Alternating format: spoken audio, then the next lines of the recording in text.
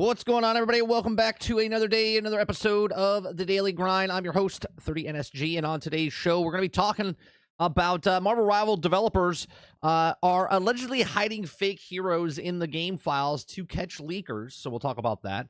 We're going to talk about exclusive.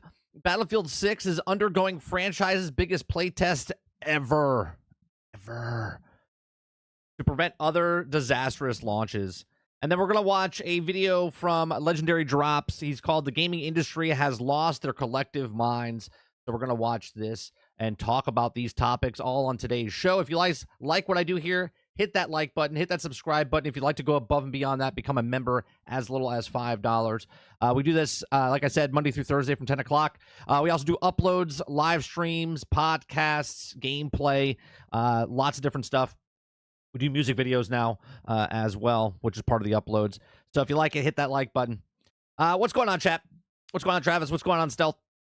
What's going on, Akuta Papa, Hilly, Water Bear, Kylo? Who am I missing? I think that's it. Good morning. Good morning. What's going on, Dolphin? How's everyone doing? Hope everyone had a good weekend. I've been busy. I made 2 music videos to go along with the soundtracks that we've done. We did one for Battlefield. We have Battlefield 1 up there, 18 months, and then we have the 7 out of 10 IGN. So we have those 2. I'm gonna try to make slowly. I'm bringing MTV back. That's what I'm doing. Basically, I'm gonna make music videos for each of the songs I've created, and then those will play. When I take a break or I do something, commercial break before the show starts, whatever. That's my plan to do. So, yeah, I saw some footage of the Assassin's Creed Shadows stuff. I'm getting vibes of Outlaws, is what I'm getting. I'm getting vibes of Outlaws, if that makes sense. Oh, I forgot to say good morning to everyone on Twitter. I forget that we have Twitter. Twitter is up there. People watch over there, so I do appreciate you very much. If you want to come on over to the YouTube channel, you come on over here, give us a like, give us a sub. This is our main channel, but we are streaming over on Twitter. So hello, the Twitterverse. Or X. Welcome to X. What's going on, X Factor? What's going on, Rowick? What's going on, Gamer? Yeah, so I'm getting Outlaw vibes from the footage that I watched, because I watched them do some like stealthy gameplay, and then when they were doing the stealthy gameplay, I was like, oof. I was like, that seems like Outlaw's stealth a little bit. And I know it's 2 different companies, right? I know Massive is the ones that made Outlaws, and they have their French studio that's making Assassin's Creed, but that's the sense I'm getting, right? And I'm not saying that the game's gonna suck. I'm just saying the game's gonna need some time to get finished. Okay, and I've said this. Let's go back to when I talked about Skull and Bones, and I said stay away from Skull and Bones because it needs more time to cook. I said stay away from Dragon Age, and it's just a bunch of stuff, right? When you go through a lot of turmoil from rebooting it, delaying it, fixing it, there's a lot of stuff that goes on. And look, I don't care what you do with your money, but I'm a nice guy, and I'll tell you, don't spend your money on certain games on day one. Okay, don't pre-order, don't spend on day one. Wait a couple days, wait a week or so. You can take that money and invest it somewhere. You can do anything else. Go buy ice cream, whatever. Okay, that's all I'm trying to do, right? You guys do what you want with your money, but I'm going to point out when I notice a game that's not going to be done when it comes out. That's all. And that's what I'm getting from Assassin's Creed Shadows. It's not going to be done when it comes out. It'll be fun. It'll be just like any other Assassin's Creed game, okay? But it's not going to be complete. They'll fix it over time. Hence why they delayed it, right? They delayed it because of the turmoil that was going on, all the bad publicity that was going on. Pre-orders were low, again, in my opinion, and because it wasn't done. Remember, the game was supposed to be out in November, and here we are now going to release in March, and it's not going to be done when it comes out in March either.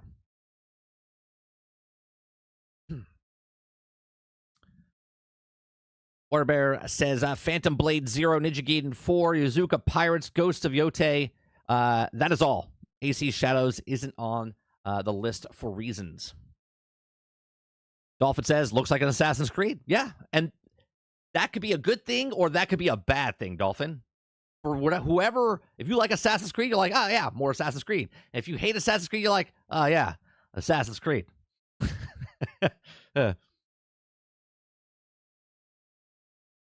Travis says, 30, can you point out a game when it's done? I'm generally curious. Can I point out a game when it's done?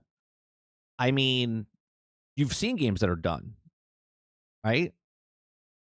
Black Myth Wukong came out, is done. It might have had like little bugs in it or optimization things, but the game is actually done. They didn't have to patch it 15 times. Okay. Baldur's Gate 3. For how much they put into that game, for what they charged for that game, the game was done. Did it have, patches and stuff? Sure. But the game was done. Okay. Space Marines 2. Even though I don't think it's done because they have DLCs and whatnot that they've taken out of the game and are selling to you over the year, Space Marines 2 is a done game, right? Like, do you understand the difference between what I'm talking about when a game comes out like Star Wars Outlaws and the game needed 5 more months, 8 more months to fix the things that were problems in the games, right? And when games are just broken, buggy.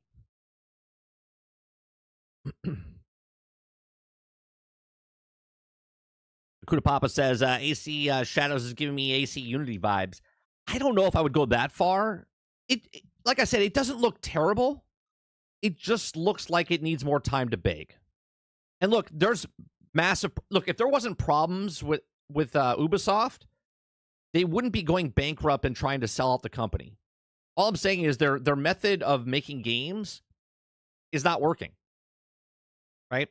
Even if this is the banger of a game, right? Even if it comes out the most polished, best game they've ever made for Ubisoft, and it could go sell 50 million copies, they're still in trouble. Okay? Still going to be in trouble.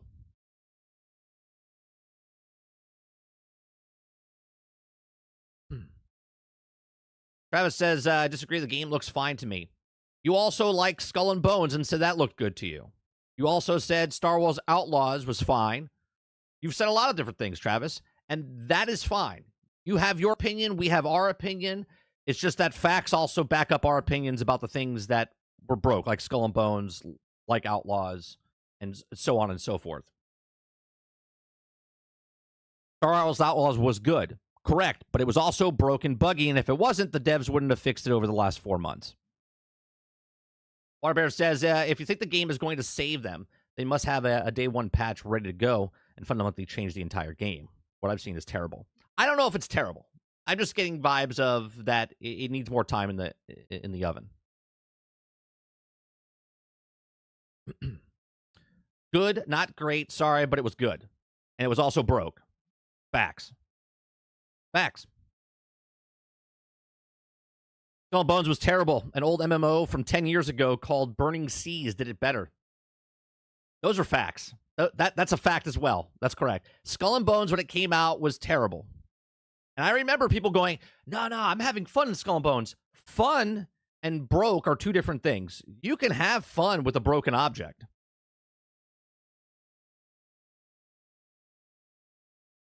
Yeah, two different things.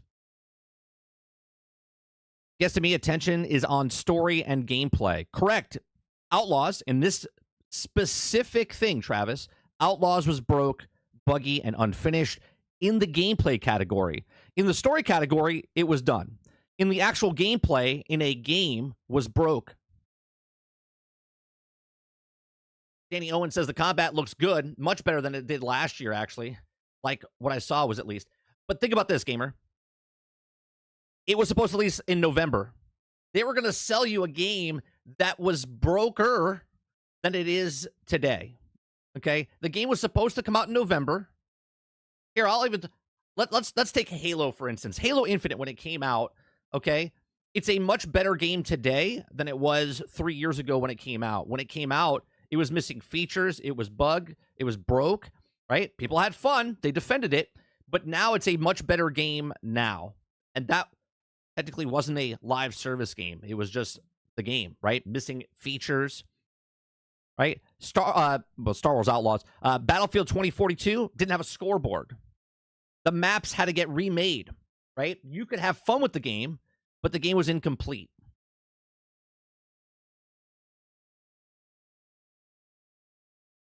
Travis, I could literally go back to our streams where you were defending Skull and Bones.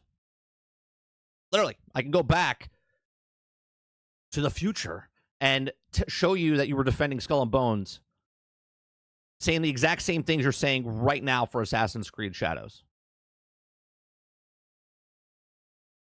Waterbear says, I've seen a few of the well-known streamers play like 4 or 5 hours over the weekend, and most of them say the same thing. Terrible combat, the dialogue is bland, and seems to be safe. The clip that I saw was he went to go sneak up and assassinate someone, hit him a couple times, then like ducked around the thing. The AI looks dumb, right? Not visually looks dumb.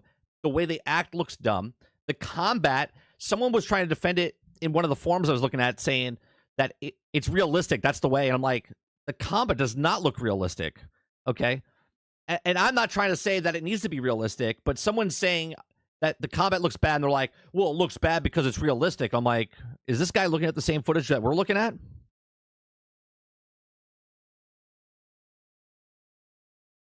It's just strange to me, right? And again, everyone can like or not like what they like. I'm just pointing out the fact that the game doesn't look good. It looks like it's going to need another 3 to 4 months in the oven. We already know this because they already delayed it 3 to 4 more months. So let's add this up mathematically. Okay? Game was supposed to launch in November, December, January, February, March. Okay? That's 5 months. And then once it comes out in March, it's then going to at least need another 4 to 5 months on top of that, which would be 5 plus 4 is 9 months. 9 months from the actual point when it was supposed to come out, then it will be in a good standing form, where then at that point you could purchase the game and it would have all the DLCs. It would be not broke or buggy. It won't be glitchy. They'll fix the NPCs. They'll fix all the things that you can see right now in the gameplay, that it's not broke, but it's just unfinished. It looks like they need more time in the oven, and that's what I'm saying, and that's what I'm sticking with, right? So it's already been 4 months. It'll be 5 months by the time it comes out, and then it'll need another 4 months after that to fix the game where it'll be in a nice playable state. But it doesn't really matter at that point, because all the people, I picture it's going to make up anywhere between 3 to 5 million sales, which is good. Those people will finish the game, be done with the game, and then they'll fix it after most of the people have already paid full price for it. Right? That's what's going to happen. Hilly says, I have many broken games I enjoy. I don't defend them. Critical feedback is important, and the developer needs it. Exactly right, Hilly. Right? I've loved some really bad games, okay? But I will not defend them as they're not bad games.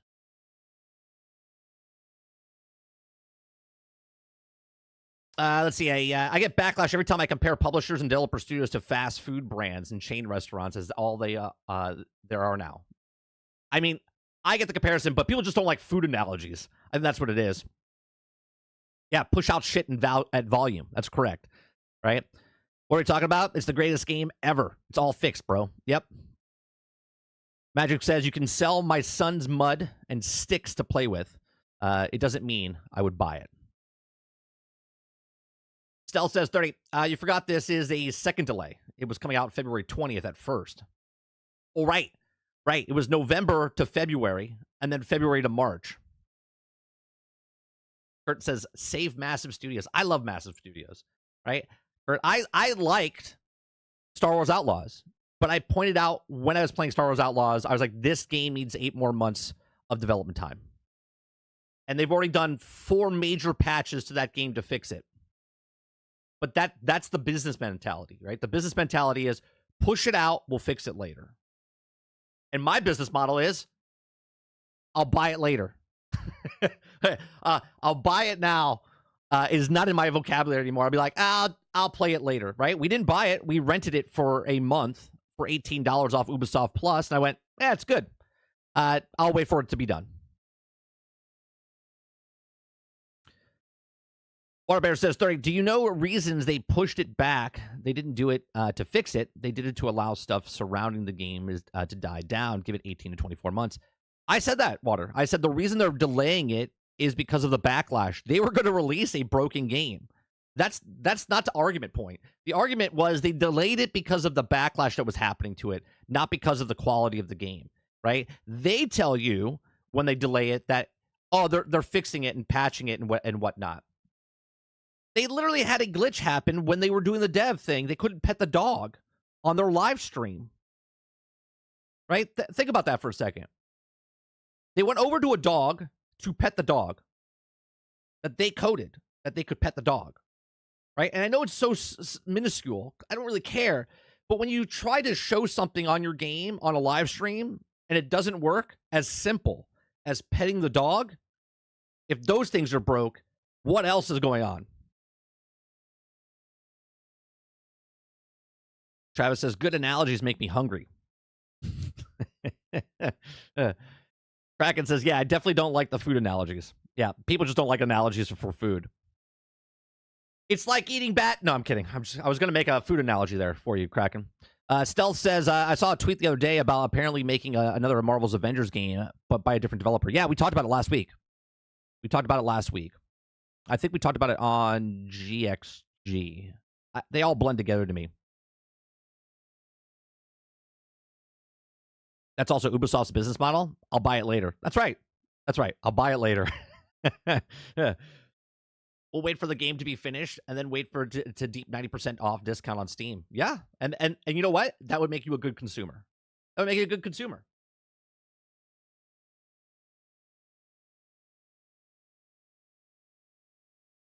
Travis says, 30, seriously, when our company is going to realize Bullet Sponge isn't interesting? It's annoying. If we need to empty our full clip into a weak enemy with powerful guns, that's stupid. Well, it all depends. It worked in Division, right? Bullet Sponges worked in Division. It all depends on what the game is, right? It all depends what the game is.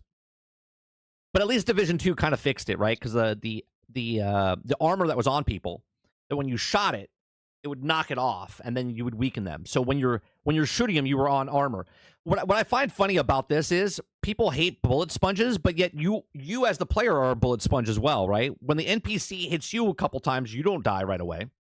So why is it okay for the NPC to go up against a bullet sponge, but you as the player not to be a bullet sponge for them to be a bullet sponge for you? It's the same thing, right? You have armor, they have armor.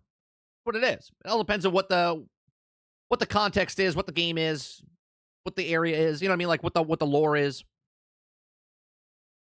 Waterbear says, a game allows you to pet the animals and don't break? Ghost of Tsushima. Oh, is there? I didn't know that. I've never played it, so.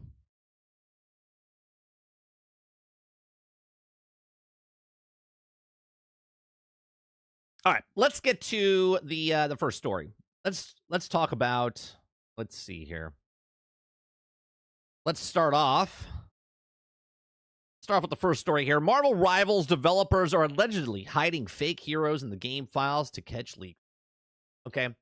I don't think this is like new news. This has happened in past games, right? Again, everything on this show is my opinion, right? Doesn't mean I'm right. Okay. It just is my opinion on what I think happens in the industry and the way that everything kind of like plays out. Okay. So before I even read the article, if you guys are new in my channel, I don't know the article. I read the article for the first time on the channel with you guys in the morning, and then I give you my thoughts and opinions on it. But off the title itself, right? Marvel Rivals developers are allegedly hiding fake heroes in game files to catch leakers. If this was a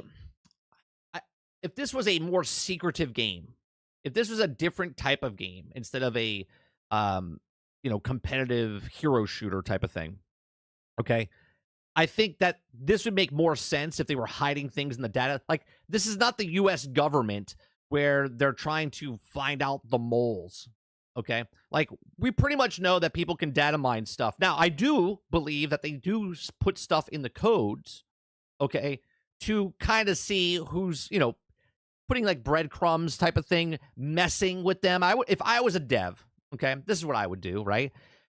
It's like a banter back and forth, right? The company knows that there's data miners out there in the world of 2025, okay? And that data miners kind of hype up characters, and the studio at that point knows that they're giving hope. There's a community being built around these leaks and whatnot. So if I was a developer, I would purposely put stuff in there just to mess with people, okay? And that's kind of fun. Like, the devs could troll the data miners, which then trolls the rest of the community, and then it kind of builds up the hype, because in a game, specifically because of Marvel Rivals, more hype becomes of the people that they're putting in the actual game, okay? Because if you put in, isn't it kind of weird? Everyone's like, I want Gambit, I want Gambit, I want Gambit. The first month goes by, no one sees Gambit. The last patch goes through for this next event, and all of a sudden, Gambit's in the game files, okay? So I think at that point, the developers are like, let's write something in there, right? So it's put in there. If it is true or not, it is to play off of the hype and to keep the hype going. Because if someone's playing the game now, they're enjoying themselves, but they're looking for that one character and they're like, oh, Gambit's coming. They're going to have future interest in that game right off the bat, just because of a leaked that's coming out, right? Me and Sarge talk about it all the time. Leaks are done on purpose, okay? I don't believe in leaks like, oh, they didn't plan it. No, leaks are done on purpose to build up the hype, right? Sarge just said it. There are no leaks. It's intentional. Are you telling me that no one is trying to leak anything? Info of Grand Theft Auto 6, right? All of this stuff is put out there on purpose. If it's paying someone money in your own team, or leaking something out there to somebody where they can spread the wealth, and it's much more advertisement for the game, keeps it relevant. Okay, so let's read the article here, right? So Marvel Rivals developers are allegedly hiding fake heroes in the game files, okay? So new claims have hit the internet that the Marvel Rivals developers are adding fake heroes within the game files to confuse and catch leakers, or are they? Well, I'll be honest, Pasty Pot Pete, I don't know about Pasty Pot Pete. Maybe he's coming, maybe he's not, but it just feels a little weird, okay? The decision first appeared in... or the discussion first appeared in Marvel Rivals Leak Discord channel, where data miners and leakers posted that NetEase is likely adding fake heroes to the game in order to confuse the data miners, right? And implanting something like this into the fan base, now everything is like, what's real, what's fake, right? Like, you can't trust anything on the internet anymore because of AI, okay? Because of pictures and whatnot. So if someone puts any kind of doubt in someone's mind and they just plant it there, they're like, maybe these heroes are not real at all. Maybe the developers are putting fake heroes. They're like, oh, that could be, right? It gets even more things going. So, I mean, hell, we're talking about, there's articles written about it, okay? So, hello, everyone. It has come to our attention that the devs have set up characters to catch leakers. Not only are the ones in the code, but potentially inside sources to King. We'll probably explain this more as we go on. But here's a curated list as far as we can figure out, okay? He's posted a picture of characters which also believe will not be coming to the game. Are the fake heroes being planted in Marvel Rivals? But the story doesn't quite end there, as XOXO leaked team members, who is also a data miner, stepped in to elaborate. He says, this is not 100% confirmation that they will come, and where they will come, or that are coming, or they will come. This is just to show that it actually exists, and they also continue to thread the heroes in the code. So he says, there's the code, right? It shows in there. These are all the codes. You can go look at all the stuff. You know, if we click on here, I'm not a big coder, so this is all just, you know, lots of stuff in there. If you're a coder, you can go in there and read it and look at it and go, oh my God, right? So while it would also be uncommon but plausible for developers to add fake code to their games to catch leakers intentionally, it doesn't quite make sense as why they would. After all, the real heroes that are making it their way to the game would still have to be in the code, and it'll also be leaked before their official announcement anyway. That's another great point, right? Like, and this is why I don't think there's leaks, right? I don't really think they would do this, but as a troll, right? As a person, be like, yeah, this would be fun. Throw something in there. Let's see what they run with, okay? I think they would do that. I don't think they're purposely kind of like putting it in there to be mischievous or whatnot to try to find people, right? You're not holding secret like codes for like the nuclear launch codes or something, right? You're making a superhero game. with people that are excited about new superheroes that are coming in, right? They're going to get announced. They're going to get leaked regardless if you like it or not. Okay. So it says, while I don't consider myself a tech guru when it comes to data mining, to me, it seems like it's all just a code related to game development and not necessarily some huge plan from the developers to screw over leakers. Right. It'd be more of a troll move, wouldn't it? Be more of a troll move, right? All the game code tells us is the case that for all the game leaks that also come in via game code, and certain things were also in development and planned at one point or another. Whether they release it or not is unclear unless the code specifically says. That's another thing, right? There's a lot of codes that come in that they start making it, right? I do this all the time, right? I'll start working on something and then I'll forget about it and go work on something else, and then I come back and work on it. Same thing with developers, right? Developers will work on codes, they'll work on characters, and they're like, hey, you know what? We're moving focus. We're not working on Gambit right now. Let's work on something else. This is the plan that we're moving towards. They go over there. So Gambit gets left in the file. Okay. And then when someone reads it, they're like, oh my God, Gambit's in the file. Or is he real or is he fake? I don't think they're doing it maliciously. If anything, they're doing it out of fun with the community, right? And if they're not doing it out of fun, they're doing it because they're just working and they're leaving the code in there as they're working on stuff. Started it, go work on something else, come back to it. Okay. So it says, so are Marvel Rivals planting fake heroes? I don't think so. It says personally. And personally, I don't think so either. I think people have misinterpreted the game code and what it means in some way. What do you think about Marvel Rivals leaks? Do you think some of them have been faked or planted? I don't. I don't think they're fake or planted. I think if they're not fake, but they are planted, if that makes sense, right? I don't think there's fake heroes in there. I think they're planted heroes and they're just messing with people because it's just fun, right? It's just fun. So what do you guys think in the chat? What do you think in the live comment section, in the chat, in the comment section, if you're watching this after the fact? Let me know what you think. Do you think they're putting fake characters in here just to mess with people, to find these leakers inside the studio? Or do you think they're just working on stuff and it just happens to be back there and it's code that they'll work on later? Let me know your thoughts. These are my thoughts. Please share yours in the comment section down below. Please make sure you share, like, subscribe, and I'll see you guys in the next one. Thanks for watching. If you guys are new in my channel, if you're watching over on X, if you're watching over here, and you're new, the reason I do these little see you later type of things is I do these breakout videos later. So if you don't come and watch the entire live show for 2.5, 3 hours, you can watch the breakout videos if I choose to break out this certain thing, and then I can throw it up as a separate standalone upload later. All right, let me see what you guys are thinking here. Let's see. X Factor says Cyclops better be coming soon, or else. Or else.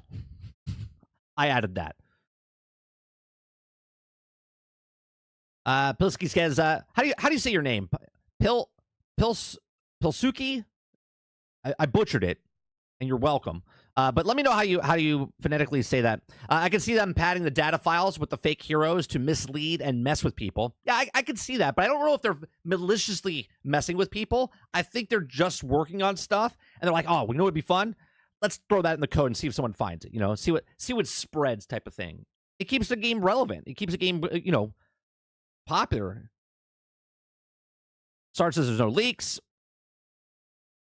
Stealth says, guys, should buy Final Fantasy Rebirth on PC. Oh, you're asking, should you buy Final Fantasy Rebirth on PC? I mean, if you have time, if you want to play the game, play it. Ron Slusher says, I discovered Concord character files in Marvel Rivals. I don't think so, Ron. That would be a big troll move, though. Wouldn't that be funny? That'd be great.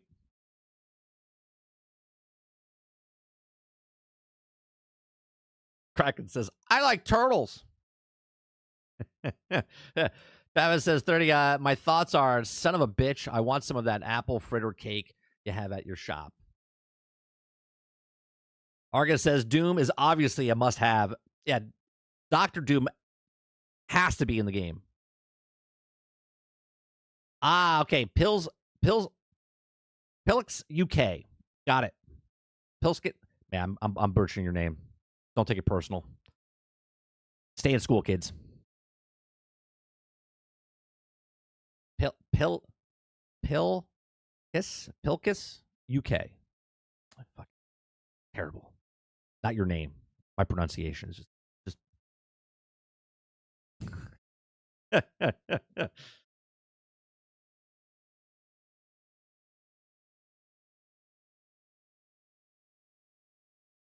Argus says, what did I just cover? The Marvel Rivals putting fake heroes into so you can find leaker story. Yeah, so I didn't know there was a big problem with trying to find leakers, right? The people that are leaking the data, just go to their account and you can see who they are. But I think there's someone at least some of the reports are saying, Argus, that someone in the studio they're saying there's no data miners and that the leakers are telling from the internal source inside the studio is telling the leakers. So they're putting fake heroes inside the game to see who is spilling the beans. It might be, but at this point, I don't think it's true.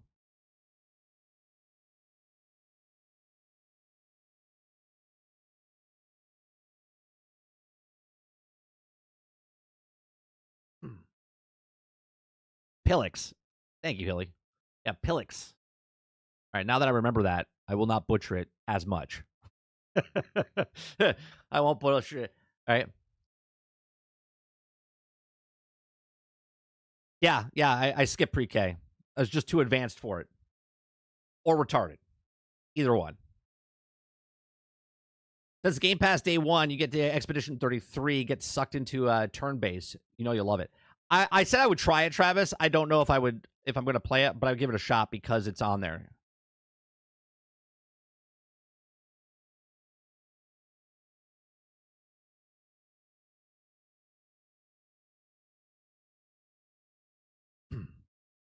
As far as I can tell, it's just fans combining the game files. I'm not seeing any stories of insider leaks. Right. But there was one person that said that there's like leakers happening inside. I'm like, what, internally?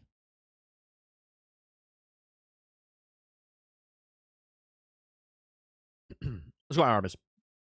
Never have to apologize for missing a show. I'm going to do my show, and you can watch it after the fact anyway. Appreciate it.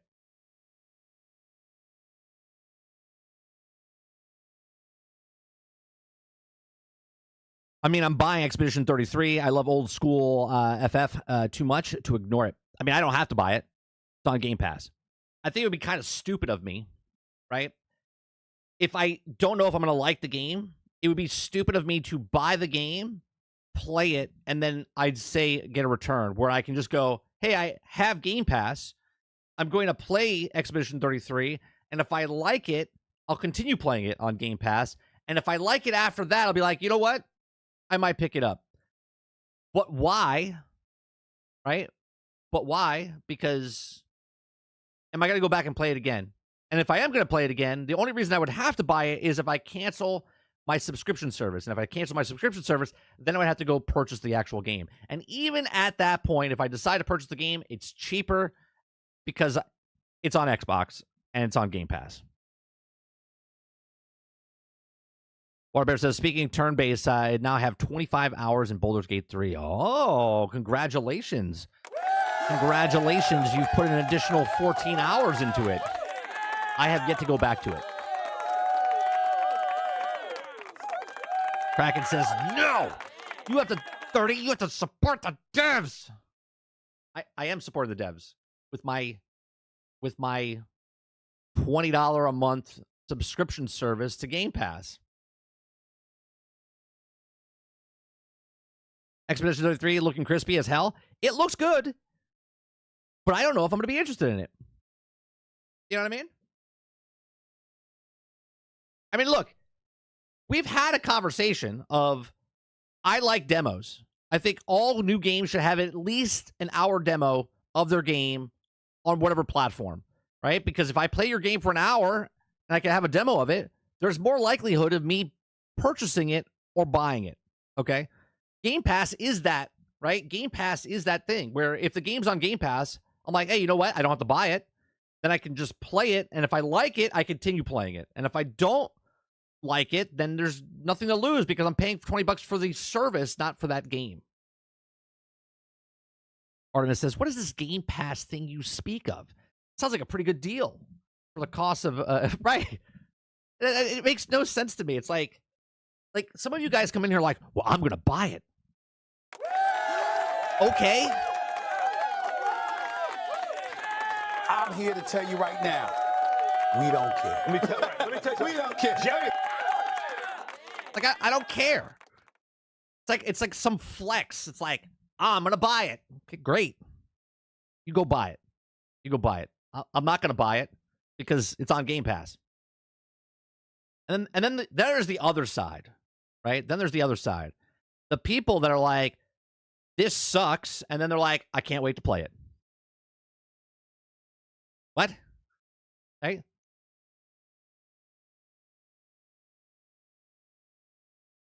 Kurt says the Game Pass is the old demo disc. Yeah. Who didn't like those old demo discs, Kurt? And you couldn't get the demo disc unless you paid for the magazine.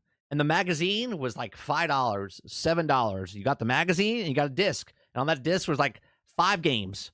Okay? And you put the disc in your thing, right? Demolition Derby. I remember getting the disc of Demolition Derby, and I played Demolition Derby nonstop.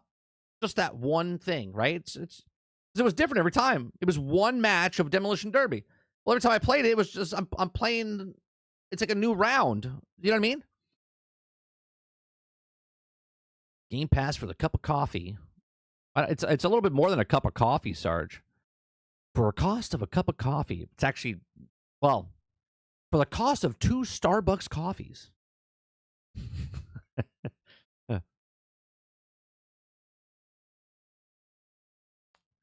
Eclipse says, I mean, if I didn't make money for going on Game Pass, then it would not go on Game Pass. It's like Microsoft is forcing them to go on the Game Pass. Yeah. No, they're like, hey, would you like to be on Game Pass? They're like, I don't know. And they show the money. They're like, yeah, we would love to be on Game Pass.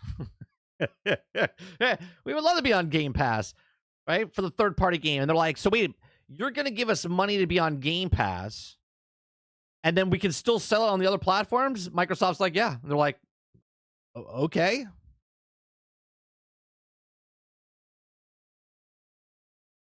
Argus says, one Starbucks Unicorn Rainbow Diarrhea coffee gets you a Game Pass for a month. Fair deal.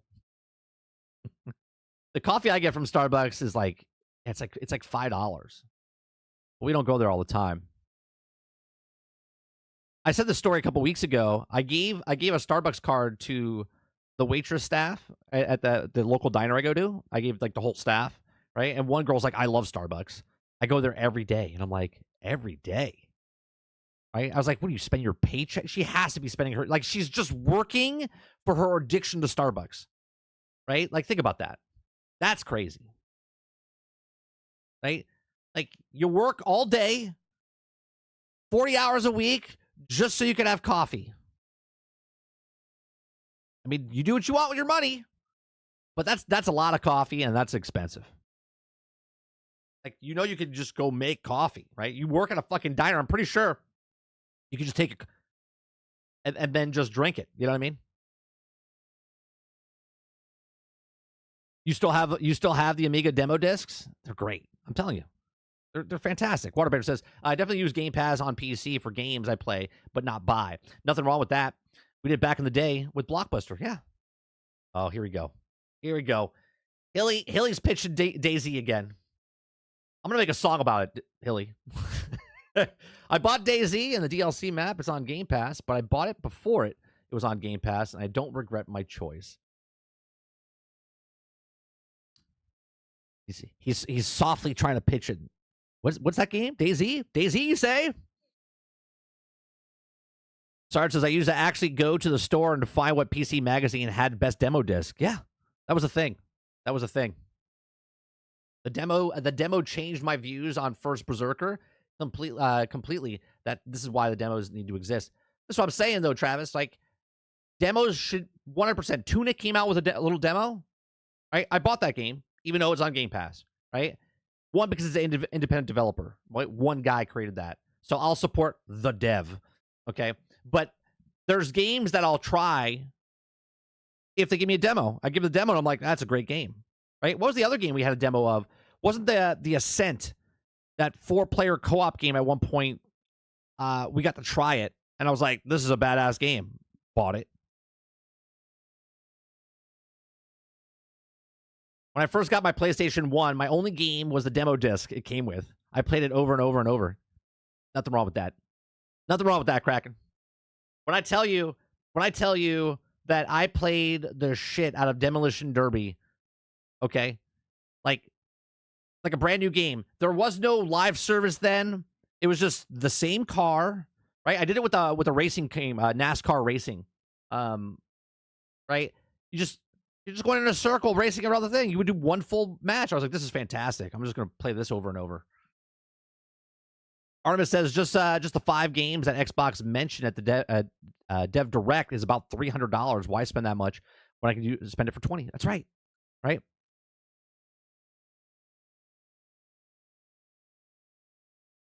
Not if it's Colombian coffee.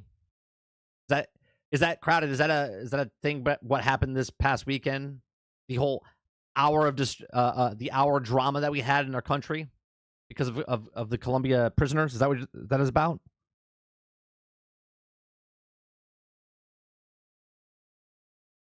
Women are cucks for Starbucks. Women are cucks for Starbucks. Interesting. Okay. Billy says, do it. Do it. Get Daisy. Do it. I got the name. It's called Daisy's. I'm gonna make a song. Make a song about Haley and Daisy. You mean the demo discs are consumer friendly? Get the fuck out of here. They are. Argus says PlayStation game trials look behind their highest sub tier. Waterbear says if State of Decay 3 is going to see a release date, I want to definitely get it into that series, but waiting for it for the new one. I would try State of Decay 2. State of Decay 2 is much better than State of Decay 1. They've kept updating it up to this point. State of Decay 3 probably won't get till 2026. Maybe. It says I played the original Command & Conquer for a year before I got the full game. My paper round income was low, and I would spend some on soda and sweets. Kurt says FAFO. That's right. I used to be part of the Coffee of the Month Club, and it was a subscription service. I would get coffee from around the world. Well, that sounds like a... How much was that? Was it more or less than Game Pass? Travis says State of Decay 2028.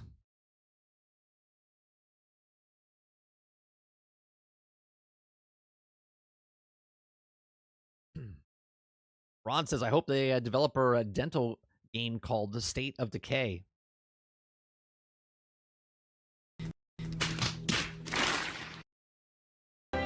Stop it. Get some help. Ron, Jesus. I'll give you a point. Get a point. Get a point.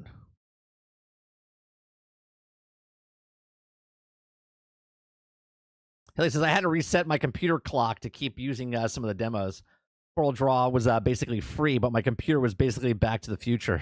Oh, so it would run out of time, so you just...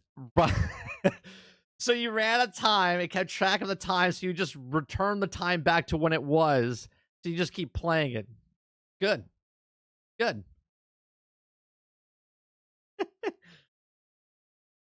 Travis says, how long do you think it'll before they cancel Wonder Woman game? Oh, WB, I don't know what they're doing, man. I don't know what they're... Okay, so funny story. I went to go see Sonic 3 yesterday, right? Sonic 3 yesterday is entertaining. My son liked it. My nephew loved it. Okay. We went to go see it, and it was good. The trailers before the movie actually happened, okay, they showed a trailer for Warner Brothers, Daffy Duck, and Porky Pig in a movie, and it's called The World Coming to an End, or the Last Days Before the World, something, right? This is how much of an impression it made on me. I was like, Looney Tunes? I love Looney Tunes, by the way, but they've gone extinct, basically. Okay? Like, no one... Warner Brothers has this, like, IP that they're doing nothing with. Okay? And all of a sudden, there's a movie coming out, and I was like... And it's coming out in 3 weeks. So this is the first trailer I've saw of this new movie coming out for the WB, okay, about Looney Tunes. And I'm like, what are they doing? They're only giving 3 weeks. That movie's going to bomb because they're not even talking about it. Okay? I'm just mind-boggled And that's the first thing that came to my head. I was like, they're like Hasbro. WB doesn't know what the hell they're doing. So to go back to your question, when the WB game or when WB Studios is going to cancel Wonder Woman, it could be any day now. Let's be honest, Travis. Right? They don't know what the hell they're doing. I wanted a Wonder Woman game to come out and be awesome, but who knows? Travis says WB and Hasbro could team up together. They can accomplish a grand total of nothing, right? Can you imagine if WB got with Hasbro and they did a Looney Tunes Transformers crossover? Clip says it's definitely more of a kid movie than the other two. Yeah. No, it was fun. It was entertaining. There was that middle part of Clips. Did you watch it? With the father, the grandfather, and Dr. Egg, whatever. There's that like whole middle section. I was like, what is happening right now?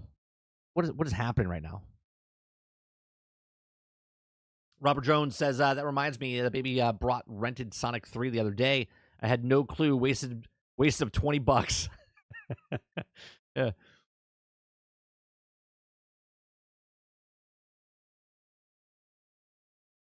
Argus says, so they suck out marketing or they cheap out on it. On both sides, it sounds like it. Yeah, and that movie will bomb. It'll bomb.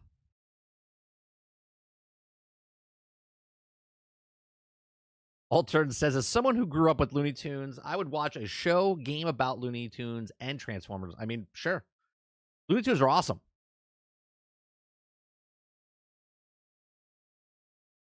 Ron's on fire today. Looney Tunes reactivate. He's on fire.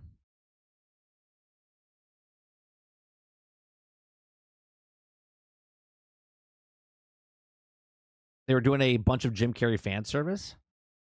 It was just a weird.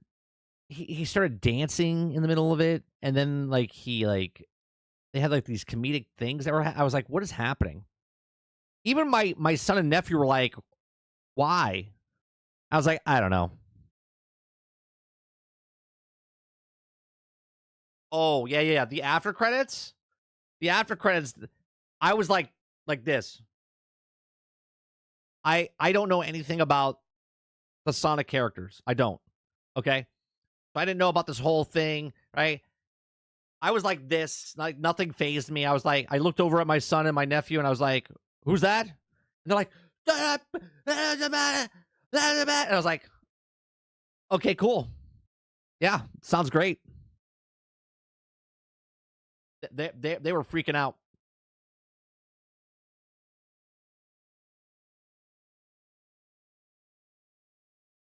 She was, I guess I ruined it for people.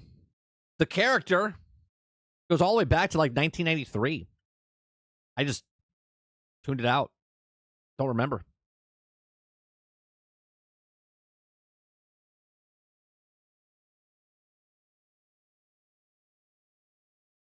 Waterbear says, let's just say rumor is going to be a start of a Super Smash Brothers universe, possibly. Was that in the data code, Water? Are you a leaker? Are you a leaker? Are you the mole?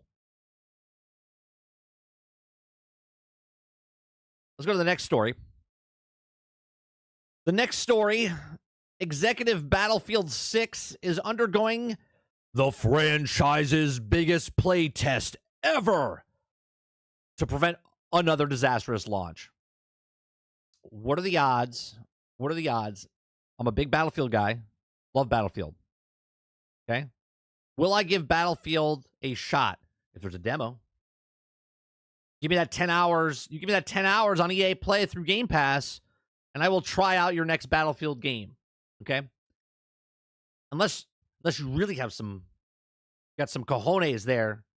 Dice LA, Vince Sampello, whoever else is out there. I'm a nobody channel that loves Battlefield. Give me access. I'll give you my honest opinion. Okay? Okay, so Battlefield players have had a reasonably tough time with franchise these past few years. In 2018's Battlefield 5 launch, it was a disaster. But in 2021's Battlefield 2042 was worse. Imagine that. Battlefield 5, when it came out, was a disaster. Fantastic game 5 years after the fact. Okay? or 7 years after the fact. Right? More people were playing that game than the new one. Okay. Battlefield 1 is still better. Bad Company 2 is better in my opinion. But Battlefield 5 was bad, and then Battlefield 2042 was worse. Okay. I have a song about it. Want to hear it? Here it go. No, there's a music video I had that I put up there, a fun little piece. You can check that out. I'm on Battlefield. All right, so Battlefield fans launched as a disaster. It was worse and pushing a lot of Battlefield fans away from the franchise. But now it's just a year until the next major installment in Battlefield universe set to release. EA and DICE have a lot to make up to do, right?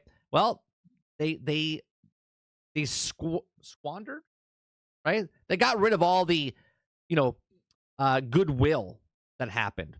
Okay, so officially EA has said all the usual buzzwords. Of course they have. You come to expect in the financial calls to promote the next game, innovation, groundbreaking, to interview with IGN earlier this year with the head of Honcho, Vince Zampella, confirmed to Insider that Gaming Pass reports that the franchise was taking back its roots approach, which is what? They're going back to their roots approach, which is not a Battlefield every year, but that's what they're doing now, which is not a live service game, but they're going back to their roots. With 64 players, all-out destruction, and a modern setting, it all looks promising on paper. First of all, going back to your roots is not going back to modern warfare. Okay? That misses the landing pad right away. Okay?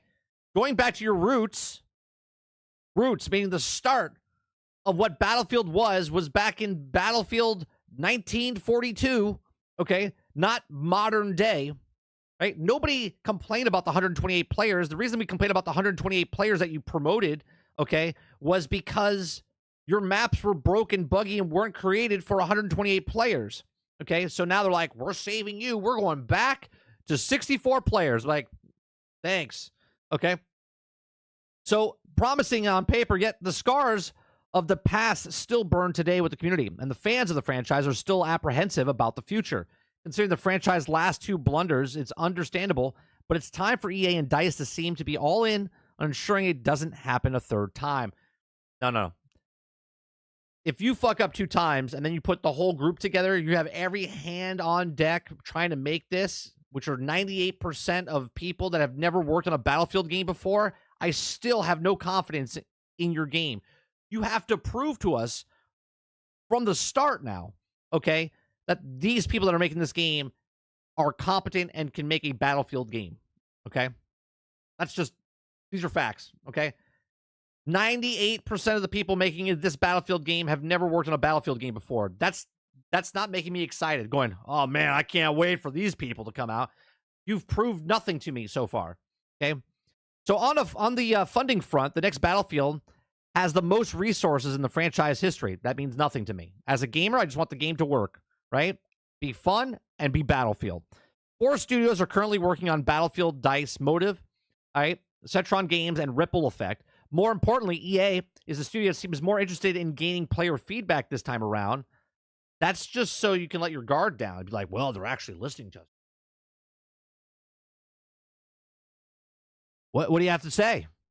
Well, look, I get it. We're all starting over, right? Like, it's like you punched me in the face, you kicked me in the nuts, okay? And now you're asking me for forgiveness, and you're like, yeah, I'm sorry I punched you in the face and kicked you in the nuts.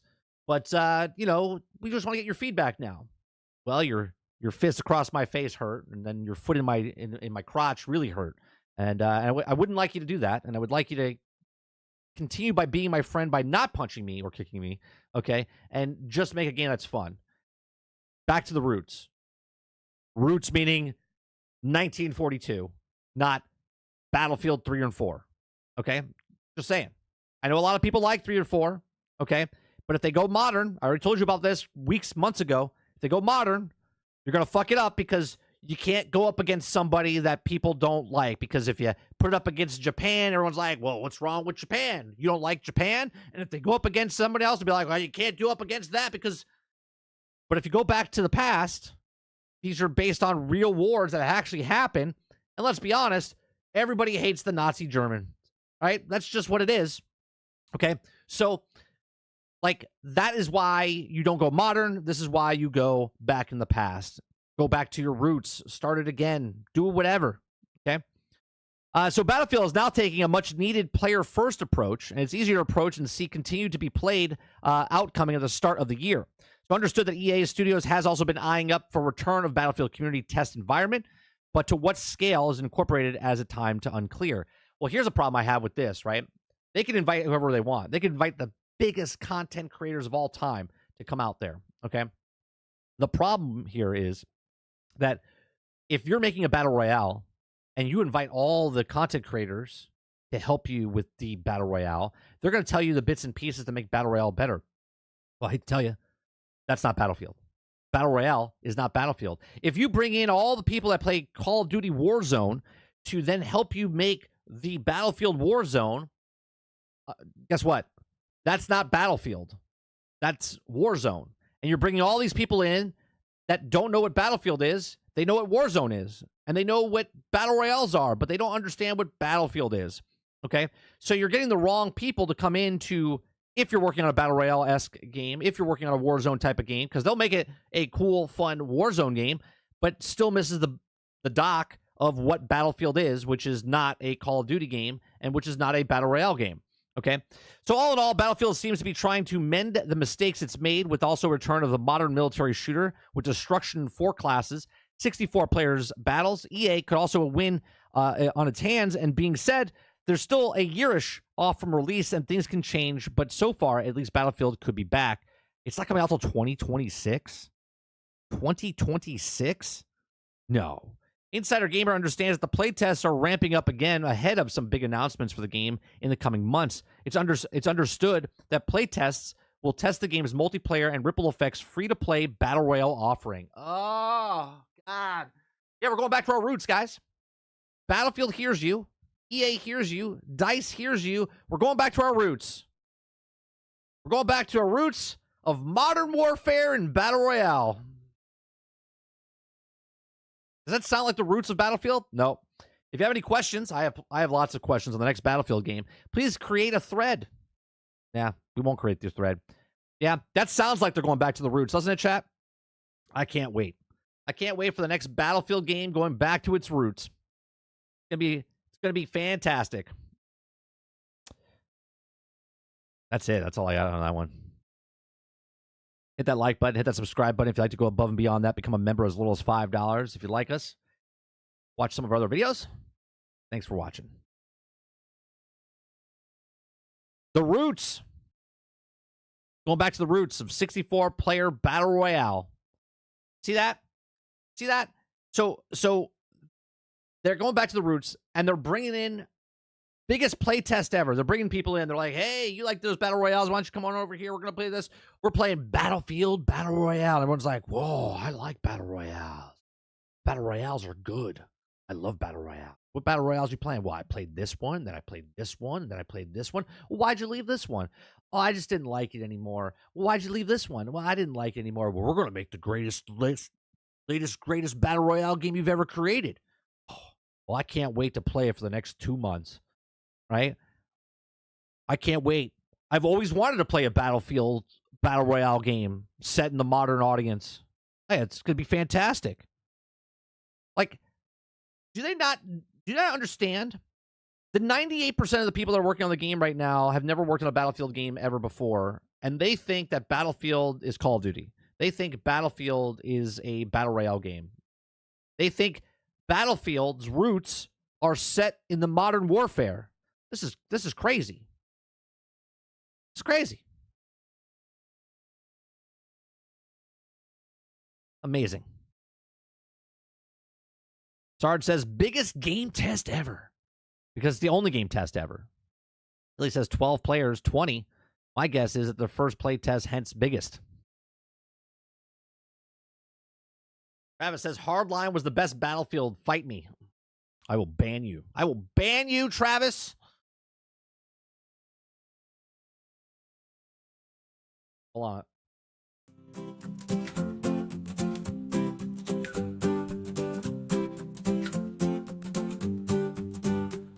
There's a guy named Travis, he's always around. In the chat, throwing take status down. Elden Ring, he says it's overhyped trash. With Mass Effect, now that's his stash. He's a Sony pony, loud and proud. Even when Sony's got him down, they took his games, left him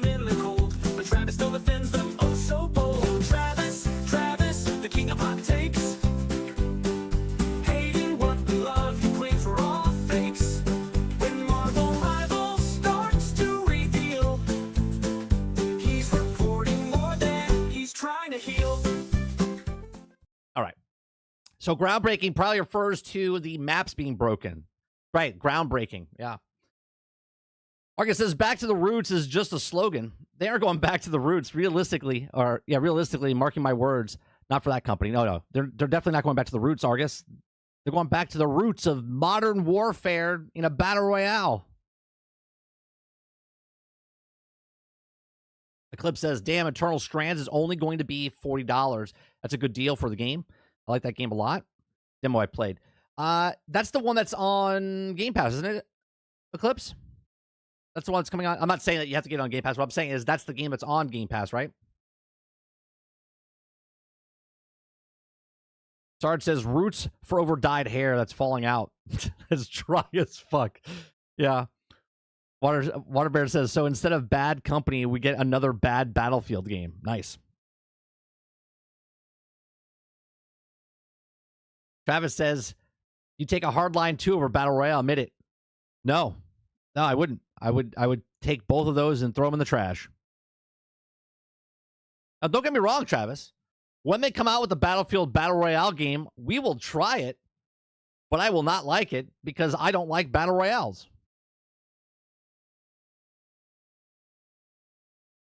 D says, I loved Battlefield back in the day. I would never play COD or Battle Royale.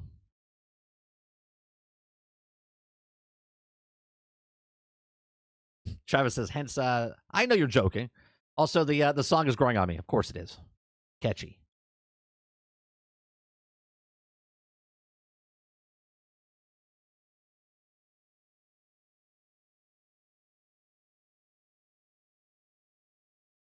Bad Company describes the fan base now.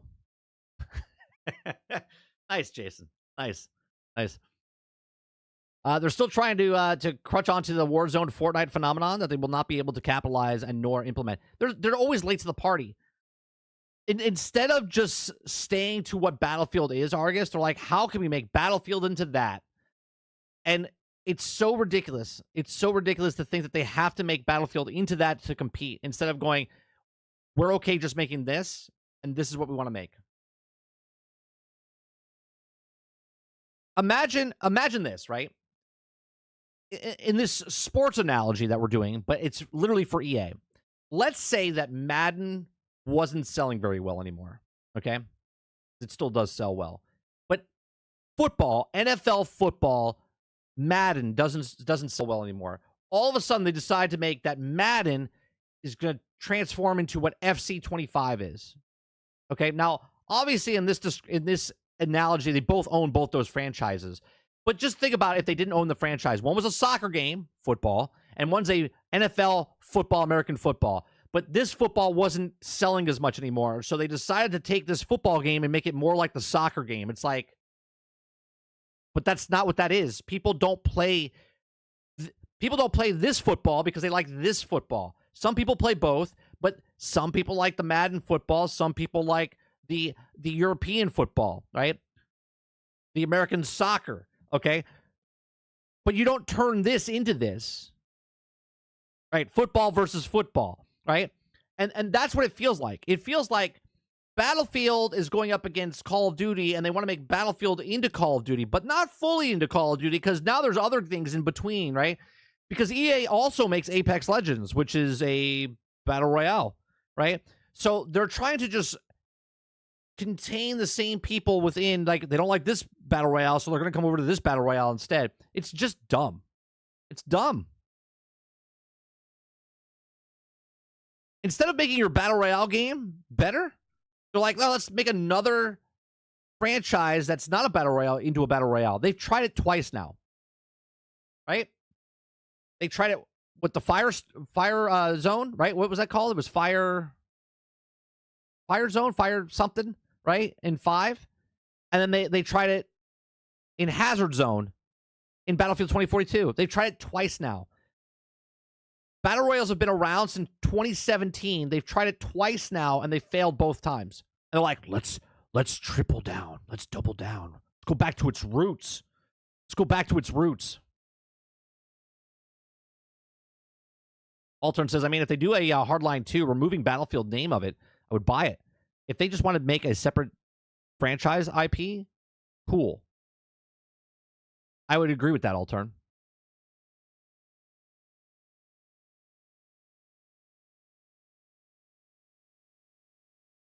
Argus says, except DICE is closer to shutting down as a studio than they are making a good, successful BR.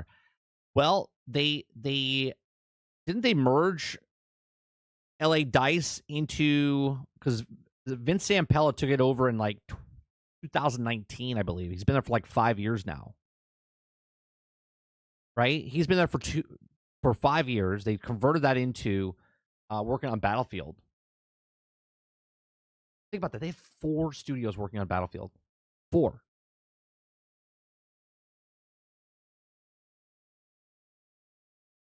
The first or second or third or fourth or the fifth time, you don't succeed. It's just crazy. Crazy. Why can't they just make Battlefield? I went back and played a little bit of Delta Force. Delta Force is Battlefield 2042, and if it does it better than Battlefield 2042 because they have those hero classes, and it works for Delta Force, but it didn't work for Battlefield. And the reason it didn't work for Battlefield is because that game not supposed to have classes and stuff like that. If you want to change Battlefield, you could change it into different war eras and change it and add stuff and whatnot. But changing it into a hero shooter, basically, that's where it went awry. Does Delta Force have bots? I don't know how to answer that, Kraken. I mean, I just assume that, like, every body of water in Florida has a gator in it. I just assume that every video game now has a bot and has cheaters in it. That's the way I look at it. If it's true or not, I just go, I play a game, multiplayer, I'm like, that's bots or there's cheaters.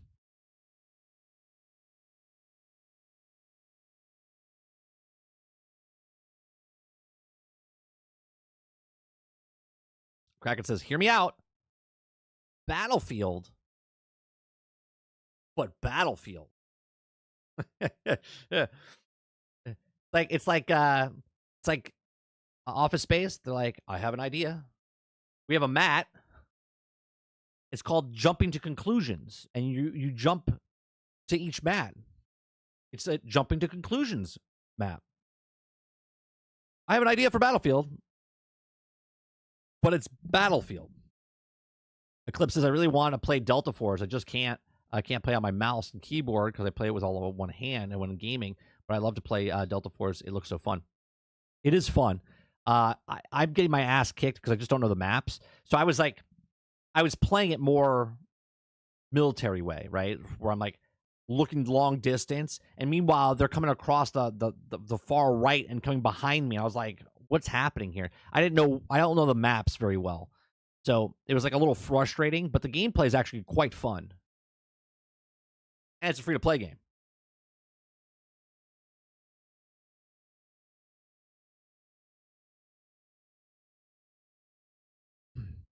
Dolphin says, my friends love Delta Force. It's all right.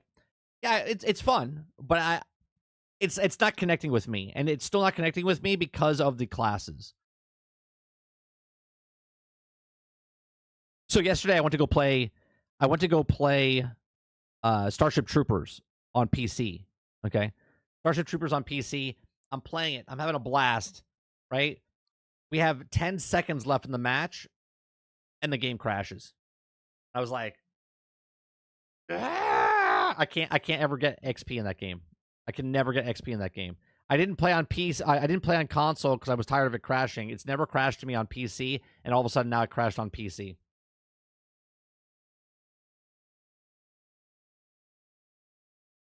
I'm down for near modern Battlefield. I was thinking about going back to we might go to Battlefield 2042 tonight. I watched the video saying that they've improved a lot. They've done a lot of things. We haven't touched it in maybe 8 months, 9 months, right? So I was thinking about jumping in and playing maybe tonight. We might play either one of the Game Pass games tonight, or I might go to Battlefield 2042 just to have fun.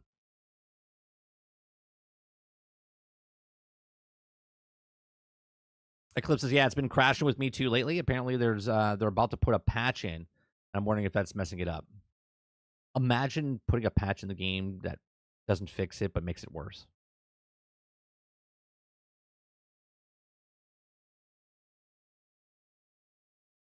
The next Battlefield will be Fortnite.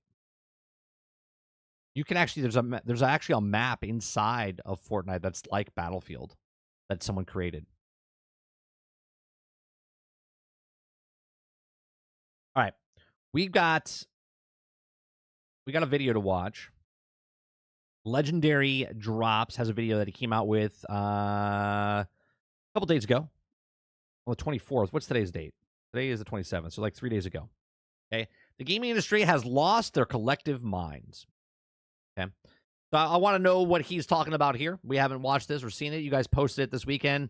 I saw it and I was like, you know what? We'll watch it on Monday because we usually like covering his stuff. So if you guys like it, hit that like button, hit that subscribe button. If you'd like to go above and beyond that, become a member as little as $5.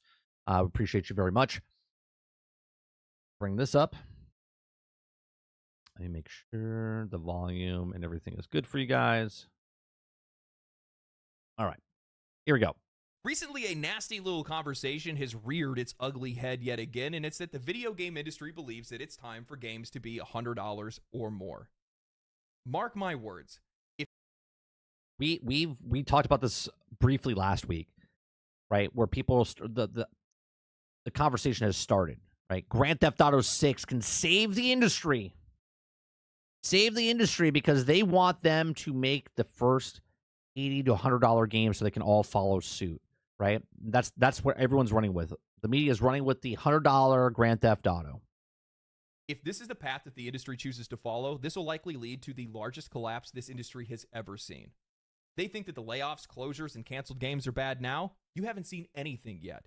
The players already have a long list of reasons as to why not to buy games today, and you want to go and add an even bigger reason to that list? Likely for the vast majority of players, the reason that will be at the very top of their list.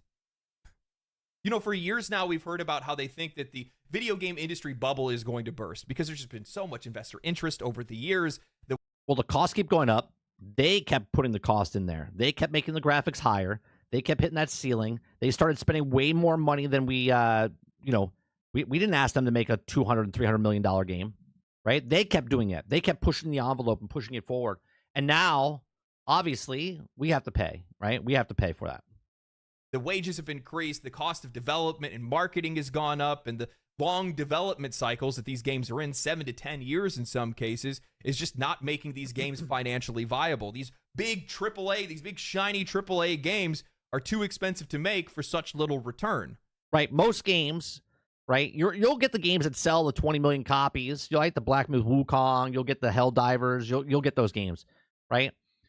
But not a lot of games are doing that. Pal World did it, but it also didn't cost them $300 million. Okay? So when you get games that cost $300-400 million, they got to sell 7 to 10 million copies. Well, they're not. So they've gotten themselves thinking, well, how do we fix this issue? What's the actual problem here? I mean, it can't be that our, leadership is incompetent. It can't be the slop that we've been delivering to the customers. It can't be that we've been over-investing in these projects. It has to be that the customer's not paying enough money. That's it, right? It's not that we can't make money in the industry. Well, they are making shit tons of money, by the way, right? We can't keep up with this. It's not because the gameplay sucks. The games are broke, buggy, unfinished, and they keep updating it. They're trying to do live service games. We're not making it because people don't want to buy the games. It's because, well, we have to charge more money for these games. That has to be the solution to this. So today what we're going to do is we're going to listen to the industry's long list of excuses as to why we need to be paying $100 or more. We're going to watch on as journalists seal clap the industry's death march into oblivion, and we're going to talk about why I think the players aren't going to buy. This isn't the first time we've had to have this. Well, you will have people that buy. I mean, we have at least 2 or 3 people I know off the top of my head in our chat that'll buy regardless. Okay? But you're going to have a lot more people not buying. Right? They're going to turn the industry into not into microtransactions. What microtransactions? The way people buy those, right? 20% make 80%. That's the way they're going to turn the video game industry. They're going to get 20% of the industry of people that buy games to make 80% of the industry. this conversation. Back in 2023, Capcom's president came forward at an event in Japan and explained that video game prices were far too low, even after the price hike up to $70, explaining that video game development costs are 100 times more expensive than they've ever been, and games haven't followed inflation like other industries. And he's not wrong. In 1990, a standard game would cost around $50. Adjust for inflation, that would be closer to $100 today. Yet, even with the price hikes in 2020 up to $70 always for work AAA just like games, that. the reality is that the industry just hasn't kept pace. Over the same time period, from 1990s to today, wages, marketing, and development costs have all skyrocketed. Game studios are spending exponentially more money than they ever did in the 90s or early 2000s, so the profit made on the sale of a single game has shrunk year over year. If we were to adjust in line with inflation from the early days of gaming to today, AAA games would be priced well over $100, maybe even $150 to be able to match today's financial realities.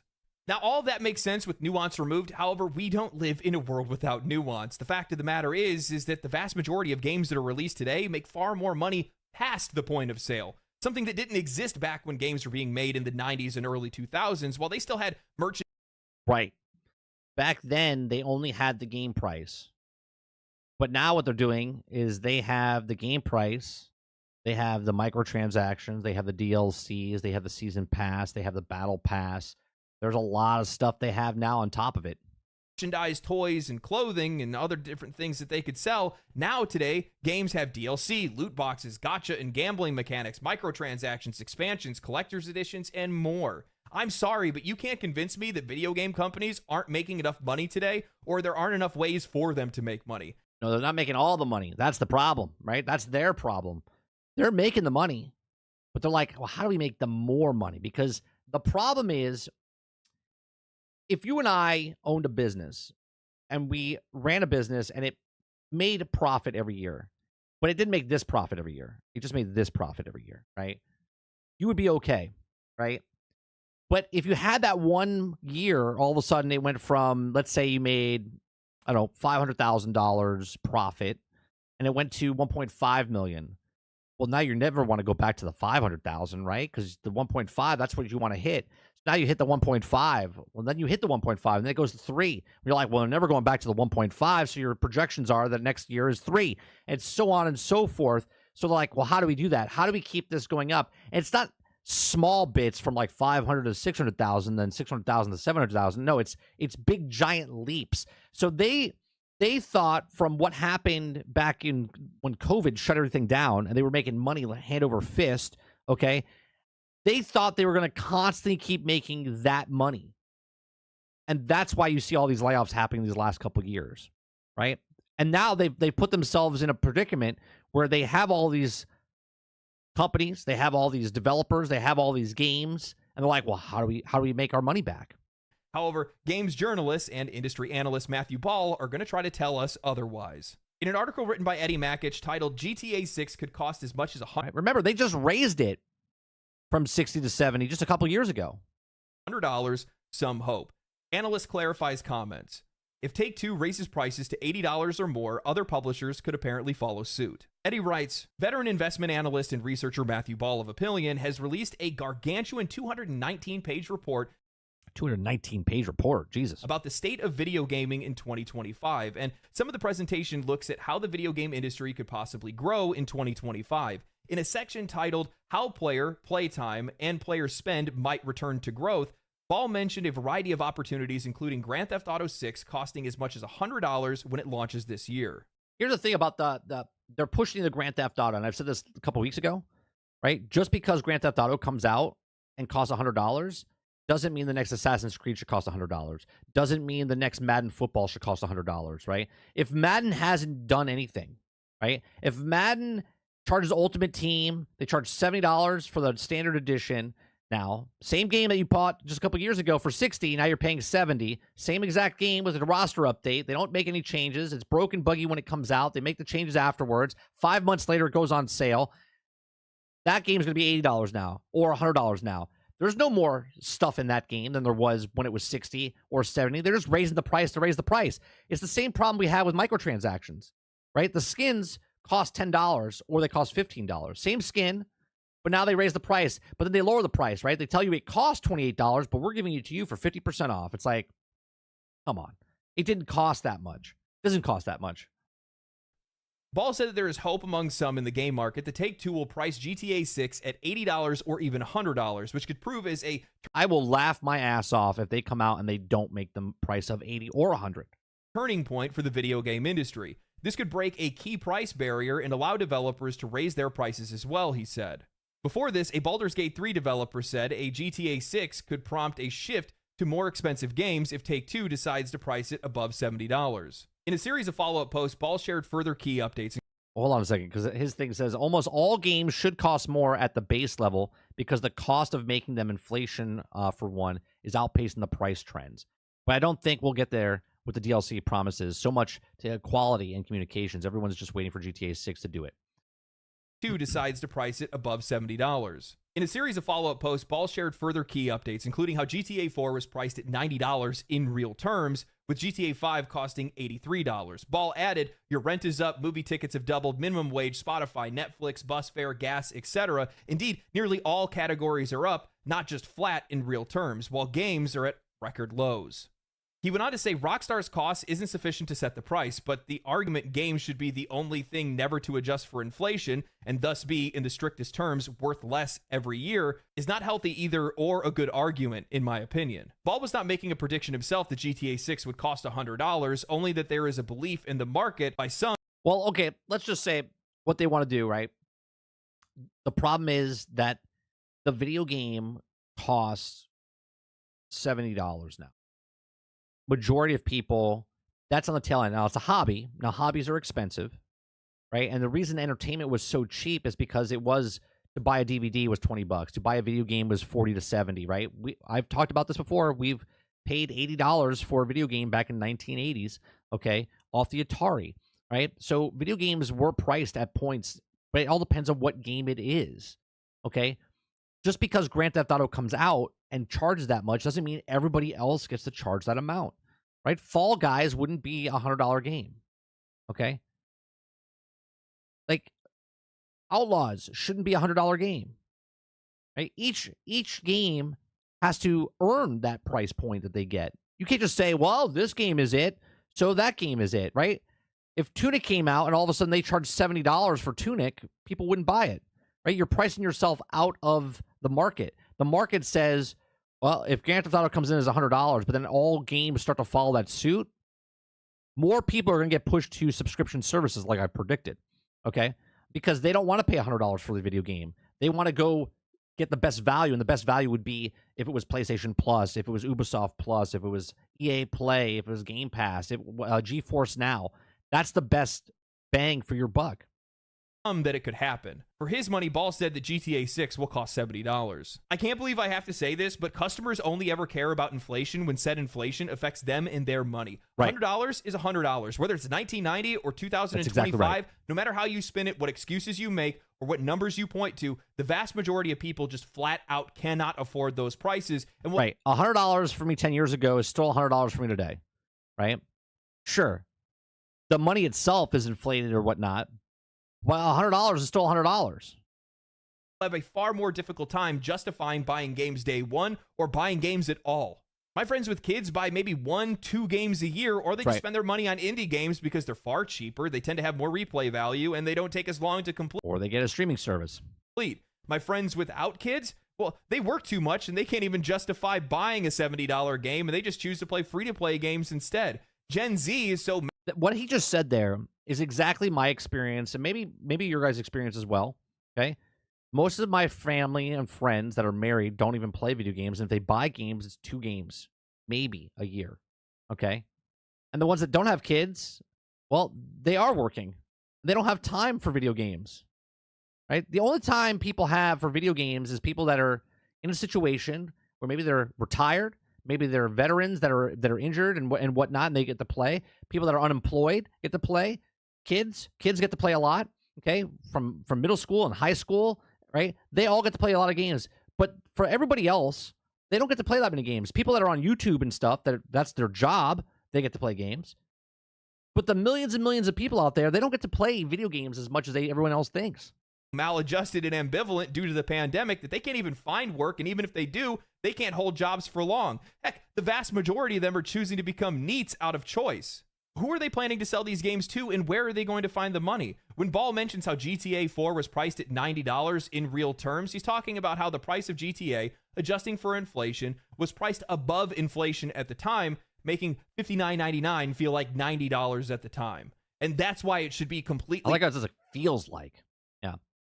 fine for games to be $90 or $100 today. Here's the other thing they're missing. $100 isn't just a number. It's a cultural touchstone. It's a psychological threshold that makes consumers think twice before making a purchase. Crossing that $100 mark makes a statement. It's saying that That's true as well, right? You are pushing across that psychological moment, right? And this is proven, right? So this is why when you go to like Walmart or Target or whatever, and they tell you a thing costs $19.99, right? You're like, oh, it's less than $20, right? Even though it's 1 penny less, right? If you're at $199.99, right, you're less than 200, right? If you're at $99.99, everyone's like, oh, it's under 100, right? So that's the mentality that they have. They're like, oh, it's under $100. But once you hit that $100, even if you put that one extra penny, they're like, I don't know. Can we swing that $100? this product is now a luxury tier item, something that isn't just an impulse buy, but an investment, whether it's worth it or not. And that's when that feeling hits the hardest. It's not Kurt says 30. So what you're telling me is quit work so I can play more games. I mean, yeah, but you would play less games because you would have no money. just about the price tag. It's about the perception of value and what people can reasonably spend in an already stretched economy. Look, a $100 purchase feels like it demands a justification. I can't tell you guys how many times I had to overcome dread when I was wanting to upgrade from a $30 webcam and a $50 microphone.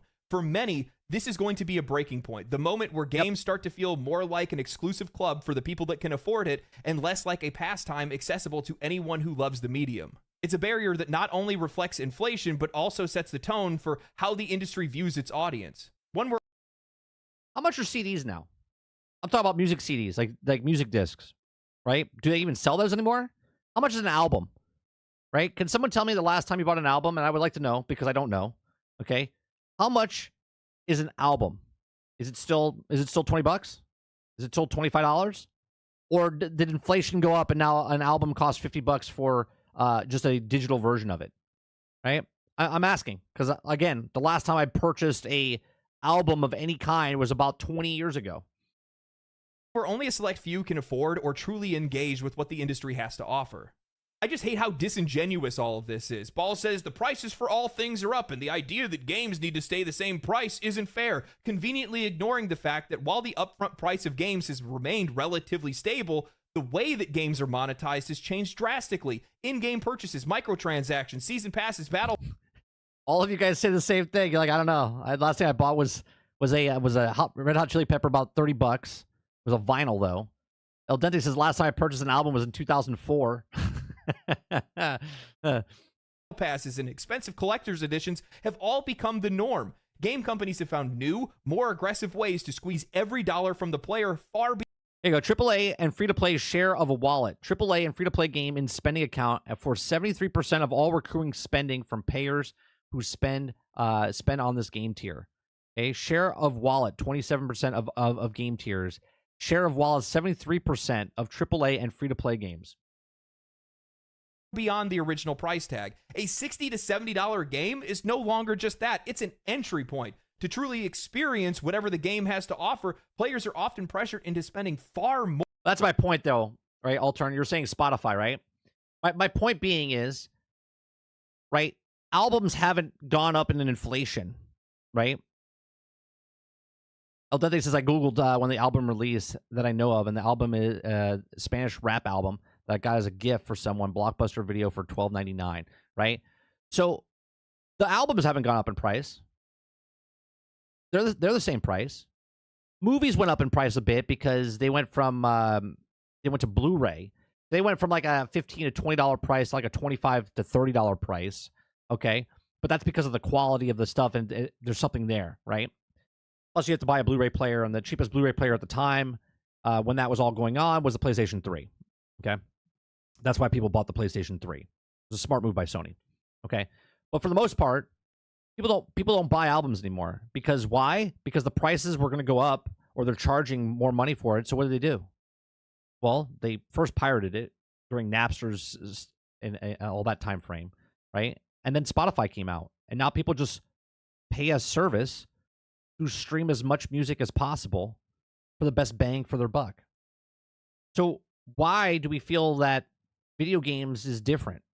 Why do we feel that the other hobby in the entertainment industry format, we had movies, they went to streaming, music went to streaming, and now video games are going up in price. And what do you think is going to happen? What do you think is going to happen?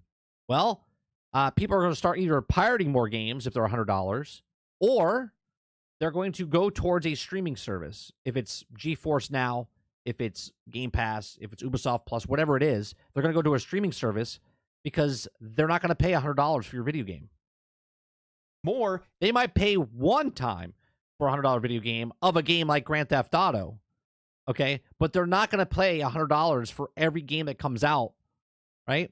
Imagine if February comes out and you have 15 games come out that are all bangers and they're all $100. Yeah, good luck to you.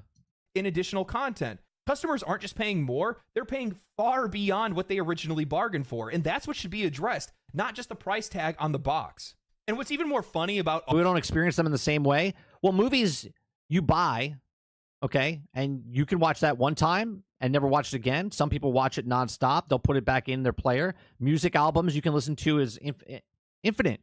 You can listen to it one time and be like, oh, I like that album, and put it away. Or you can constantly listen to it for 100 hours, 1,000 hours. You just love it, okay? So, yeah, we don't partake, all of us, the same way in the different pieces of entertainment. But there's some people that buy a video game, play it for 2 hours, 3 hours, and then put it down for 6 months. Then there's other people that put the game in, and they pay it for hundreds of hours or thousands of hours. So each to their own. But you can look at the achievement list, right, gamer? When you look at the achievement list at a brand new game that comes out, wait a month, 2 months after, and you look at how many people, they tell you like 10 million people bought it, but then you look at the achievement that says, unlock the door, which is like chapter 1, it's like 13%. You're like, how is 10 million people own this game, but only 13% have opened the first door, right? So how many people pay $100 for a video game and then not play it? It's astronomically high. All of this is the fact that the writer of this article actually ended up using the Baldur's Gate 3 developers' words out of context. And by the way, if you guys have paid attention at all to journalism over the last couple of years, they've been using Baldur's Gate 3 developers out of context constantly because they think it adds some type of emotional weight to whatever their words are. Oh, yeah, well, they only use the words they want to use to make their point. It's called moving the goalposts. Are like, oh, look, here's this great developer that made a game that everybody loves saying that they agree with us, when 9 times out of 10, their words are completely out of context. They used it here saying that everybody's just waiting for GTA to increase the price, acting like the Baldur's Gate 3 developers want GTA to increase the price, when the original tweet that they had made was talking about how much they hated artificial price structures and gouging that we see in today's gaming industry.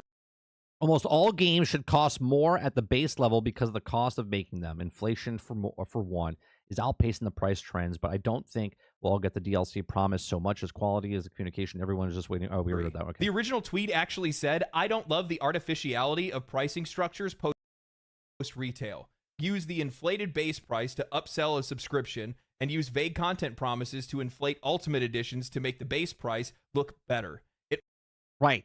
Okay, so this person works for Larian Studios. He says, I don't love the artificial price structure post-retail. Use the inflation-based price to upsell a subscription, and then use the vague content promises to inflate ultimate editions to make the base price look better. It all seems a bit dangerous and disconnected from the community, right? This is the same thing that Space Marines 2 did.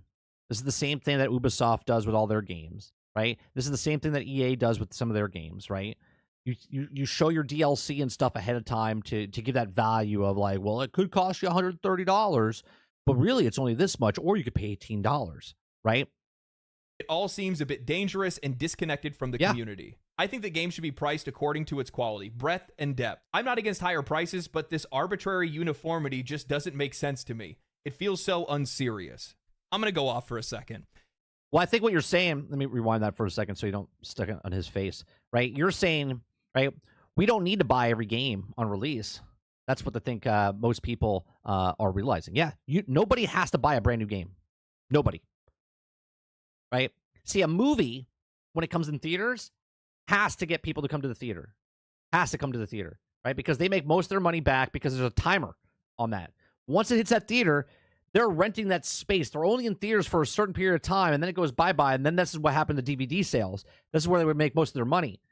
Video games, okay, video games, back in the day, they weren't competing with thousands and thousands and thousands of other games, right? Now you're competing with free-to-play, live service. You're competing with full-fledged games. You're competing with all these games, and we don't have to buy them. We don't have to buy it day one, okay? There's no FOMO because in the movies, it leaves the theater, but then it comes out, and then you have to purchase it, $20, okay? But video games, they come out, and if you don't buy it day one, buy it week one, month one, year one, doesn't matter. It might go down in price. The longer it stays out, the cheaper it goes.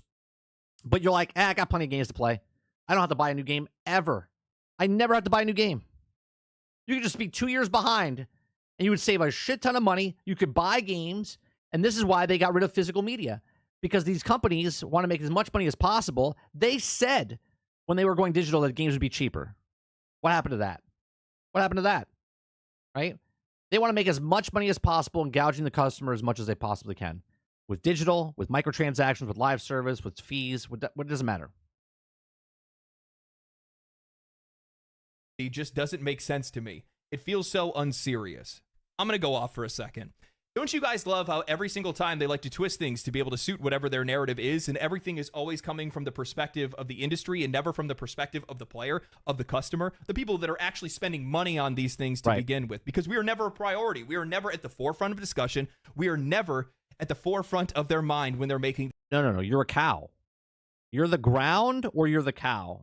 You're there for them to milk you for the money that you have. You're not you don't have any... They don't look at you as... Well, you're a customer. They look at you as you're a cow. These decisions, and then they sit back and they wonder why games are failing and studios are closing. I don't know how could that possibly happen? The prices for everything is going up. You're absolutely right. Now that I think about it, you know what hasn't gone up with inflation? The general quality and day one performance of video games. Even some of the best games that we've seen released over the last few years can't even hit a standardized level of quality. We are spending $60 to $70 on brand new day one video games that we have to sit there and hold the bag because the game's not even finished, because it's always the minimum viable product. Yep. My whole channel's based on make a game, sell a game. Most games come out and they're broke, buggy, unfinished. Okay? And you have to wait 6, 8, 12, 18 months for the game to be complete and done. It's being released to us, and we have to wait for them to finish the game for us to be able to play it. But let me take a wild guess and say they're probably going to try to blame the price of things on that as well. They want to talk about how expensive it is to make games today. You know, my question is, why are we the ones that need to keep up with you? And right, you asked for we didn't ask for it. We didn't ask you to make the game where the ceiling of graphics is up here, and now you're making stuff where you're making fake frames and fake animations so you can put more data into the thing, right? You guys decided to do that, right? We didn't ask you to make a 100-player battle royale game where you can't keep 100 people in the game and then to put bots in there and constantly change the stuff. We didn't ask for that, right? You decided to make the stuff, you put it out to us, and then that's what we decided that we wanted to play for that month or that week or whatever. You're spending. We didn't sign up for that. When I look around the industry, I see some of the most successful games over the last few years: Baldur's Gate 3, Black Myth Wukong, Space Marine 2. These games are made with a quarter of the budget of some of these big, flashy... Pal World is so cheap, and they made so much money. AAA games that nobody ended up buying in the first place. You guys are making tens of billions of dollars. The vast majority of the money that is made in this industry is coming from microtransactions. Yep. This is not my problem. It's none of our problems, right? And this is another part where they tell you that if you're sexist, racist, misogynistic, if you don't like the game. No, maybe your game's too expensive.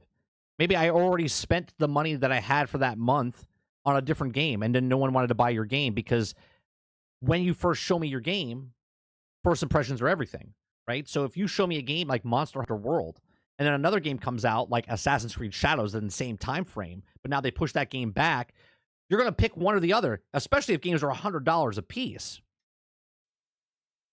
The sheer cowardice of these companies to sit by and wait for somebody else to increase prices because they know it's a game or they think it's a game that everybody's going to buy and it's going to be the best way to just sneak that price change in. And that is so telling because you are pathetic and you realize that your games wouldn't sell. Yeah.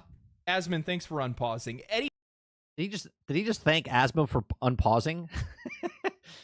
continues with $70 is the current market rate for new AAA releases, and in fact, it was Take-Two that was among the first to raise prices from $60 to $70 back in 2020. Many are naturally wondering if Take-Two might raise prices again for GTA 6's launch. But it remains to be seen if that'll happen. Beyond updating the sticker price for games, video publishers have found other ways to be able to make more money out of players, including expensive editions, microtransactions, and battle passes, just to name a few.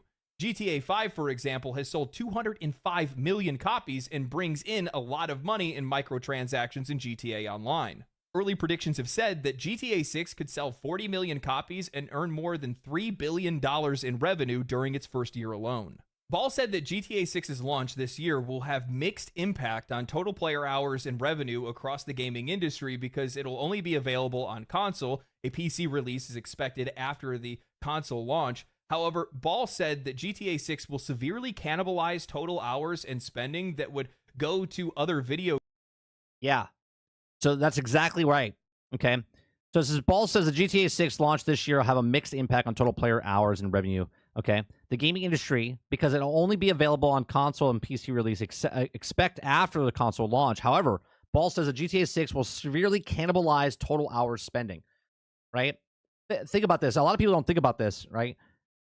This is why I said that when Grand Theft Auto 6 comes out, people shift and move their game away from it because they know if you come before it, you'll play the game, but it has to come quite a bit before it because if you have $100, and you only have a certain amount of time to play these games, that if you bought, let's say, a game, I don't know, any game as $100 right before Grand Theft Auto 6 comes out, okay? You spend that $100, but now you're not spending that $100 on Grand Theft Auto. Now you're like, I got to spend another $100. So you're like, you know what? I'm waiting. I'm going to wait for Grand Theft Auto 6 to come out, okay? And then when Grand Theft Auto 6 comes out, they're not playing anything else. Anything else, okay? They're not playing another game for hundreds of hours, days, weeks, months go by. So any game that comes out afterwards is like, oh, well, we lost because no one's buying our game because they found a game that they like. If Grand Theft Auto comes out not broke, buggy, and unfinished, right? If it comes out and it's a complete game, then they made the game, they sold the game, and now they're cannibalizing the rest of the industry because that game is so good and people are starving for good games. Games when it launches. For its part, Ubisoft said GTA 6 is a good thing for the video game industry overall because a huge game like that may help more people turn to gaming. Some of the other areas that Ball listed off as having potential for growth in 2025 included further expansions into non-core markets, user-generated content, social game services, the Nintendo Switch 2, other new handhelds and devices, AA, AAA, mobile gaming, app store regulation, new game releases, generative AI, and advertising. Make this make sense. I do not understand how GTA 6, projecting 40 million copies sold and $3 billion in revenue in its first year, is somehow a footnote in a discussion as to why other games should increase their prices to $100. They are failing to realize why GTA 5 did so well, why GTA 6 is likely to do even better, or why it could even sell for $100 in the first place. You're not even thinking about what the impact of a price increase would be on other games and other studios outside of one of the biggest video game franchises. Right. They're talking about the outlier of the industry of a Grand Theft Auto. And because the outlier can raise the price of their game, that everybody else in the industry can raise their price of their game as well. Of all time, $70 is the new current market rate for AAA releases? No, I think it's the going market rate for trash. The best releases on PC over the past 2 years have been $60. I mean, take a minute to think about it. If game prices were $100 today, what games would have realistically come out at $100? Suicide Squad Kills the Justice League. Yeah, what games would, right? Diablo would definitely be a $100 game, right? Suicide Squad probably would have been a $100 game, right? Outlaws probably would have been a $100 game because these were $100 games. They were trying to sell you their DLCs and whatnot, right? 100% these 3 games I named would have been $100. Assassin's Creed Shadows, Skull and Bones, Star Wars Outlaws, Dragon Age the Veilguard, Diablo 4, Call of Duty, The Sims, sports games, trash. Sports games, I like I said earlier, there's no way Madden would be $100. Standard edition. Generics. Like, they would ask for it. That'd be insane. Because that's not going to be worth $100 compared to other games that are worth $100. Slop, and in some cases, absolute dumpster fires. And while some of them still would have reached an audience, they wouldn't have reached an audience of the same size because they would have cut off their leg to save a foot in regards to the game's price. I mean, think about what you're saying here. Even Ball mentions how GTA 6 is likely to cannibalize the sales and playtime of other games when they're released. Now imagine these morons raising their prices to $100. Good games sell well and bad games don't. And from my perspective, if the price Games sell a game, right? of games were to increase, If it's a good game, it'll sell. If it's a bad game, it will not. it's going to price a lot of players out of a lot of games, and the entire market is going to shift. Good games will sell well, and bad games won't sell at all, which means a minor mistake could have catastrophic consequences for some of these studios, and the gap between successes is going to become an ocean many studios cannot cross. I do not understand. If the industry goes to the $100, they will just push indie games and streaming services, right? People laugh at that.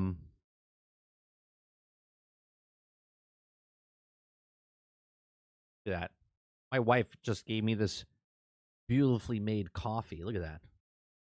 Home. I didn't even ask for it. She loves me. Or she wants something. One of the two things. I think she loves me. Understand why the conversation isn't focused around how much money these companies are spending on games. Companies that cannot properly budget their own projects, set realistic sales projections, or even target an audience's needs properly. Ubisoft spends hundreds of millions of dollars on a busted-ass pirate ship simulator. Yeah. Reportedly spent $650 to $850 million in Skull and Bones. Holy Christ.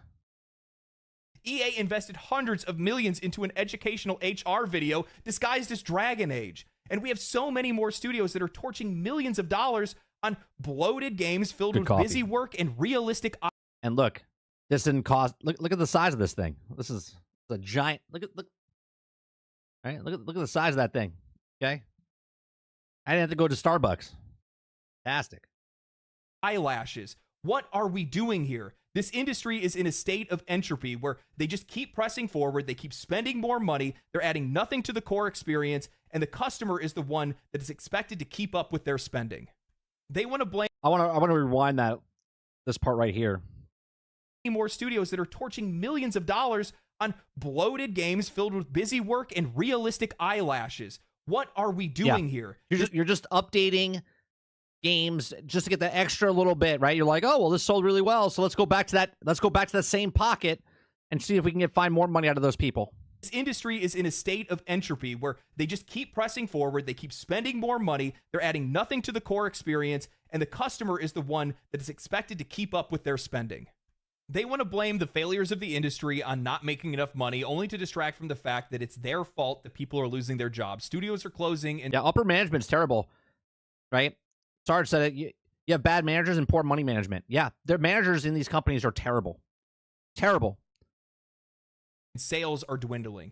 I actually read through Matthew Ball's 223-page presentation, and he unwittingly proved it himself. In 2020, IDC, Google, ARC, and SMP all made projections on what they thought the industry would look like with its growth in the coming years. They viewed the pandemic boom as an accelerant, not an anomaly. See? It's exactly right. They looked at the COVID opportunity as this is how it's going to be forever. Yes, these idiots thought that COVID was the future. ARC Investments they thought it was the future, not the outlier. forecasted that the industry would grow by 50% in 4 years, from $200 billion to $300 billion, meaning that investors, blindly trusting speculators, ran to invest in these companies and publishers, and in turn, those companies, flush with cash, invested heavily into their new future, only for them to be met with the crushing reality that yeah, and the crushing reality of you're a bunch of morons. none of those predictions would come true outside of Ampere. So if you're going to use them for investment, they're actually probably the better bet. They don't want game prices to increase for inflation. They want game prices to increase. Let me just go back to that. This was the projections of what they were going to go do. Okay? That was the projections. The only one that had reality set in was Ampere. Actually probably the better bet. They don't want game prices to increase for inflation. They want game prices to increase to make up for their colossal financial hole that they've dug themselves into. The pandemic led... Right. So they got themselves into it, and now we have to get them out of it. Right? It's like the bailouts. Okay? To a wave of overly optimistic projections. Popular forecasters and analysts predicted that gaming would experience perpetual growth. And so think about this. They got themselves into this, and then these companies, for the last 4 years, 5 years, have brought out games, and they thought the best way of selling these games for us to get them out of the hole was to tell us that we were sexist, racist, misogynistic people, and they just don't know video games. That was their move on top of the stupid move they already did. An assumption that was rooted in a brief surge during lockdowns. These predictions were reckless, overlooking the fundamental truth. Once the pandemic subsided, people had to return to the working world. Inflation would then hit hard. I think a lot of people forget just how much of an impact stimulus checks had in the U.S. You had people that were low income and middle class earners that were making more money through unemployment than they ever did while they were employed. This ended up leading to a lot of unrealistic and excessive spending, especially given how much time they had on their hands. How the hell could you believe that the sales and engagement gaming saw in 2020 and 2021 would stay the same? Then I found out. What is this? And so not only does the video game industry now fall short of global growth benchmarks, it's actually shrinking in real terms, down roughly 13% since 2021. Okay, video game content real spend. Okay, 2006 was 111 billion. 2021 was 231 billion. Okay, 2024 it's down to 200 billion. Everybody else has gone up. World real GDP has gone up. US real GDP has gone up. Japan real GDP has gone down. Well, they're having massive problems over there. Just how delusional they are. When I came across the slide that was talking about the shortfall of spending and how players were spending less money and how there were less hours that were spent in games and how that led to an unprecedented number of commercial disappointments and flops. Forspoken, Skull and Bones. Look at all these bangers. Look at all these bangers that came out that did so well, right? Now, did I have fun with some of these? Sure did. Okay. But they weren't successful, right? The ones I played was Gotham Knights, Hi-Fi Rush, Outlaws, Suicide Squad, and Avengers. Okay? All those. I had fun, but I knew they were bad games.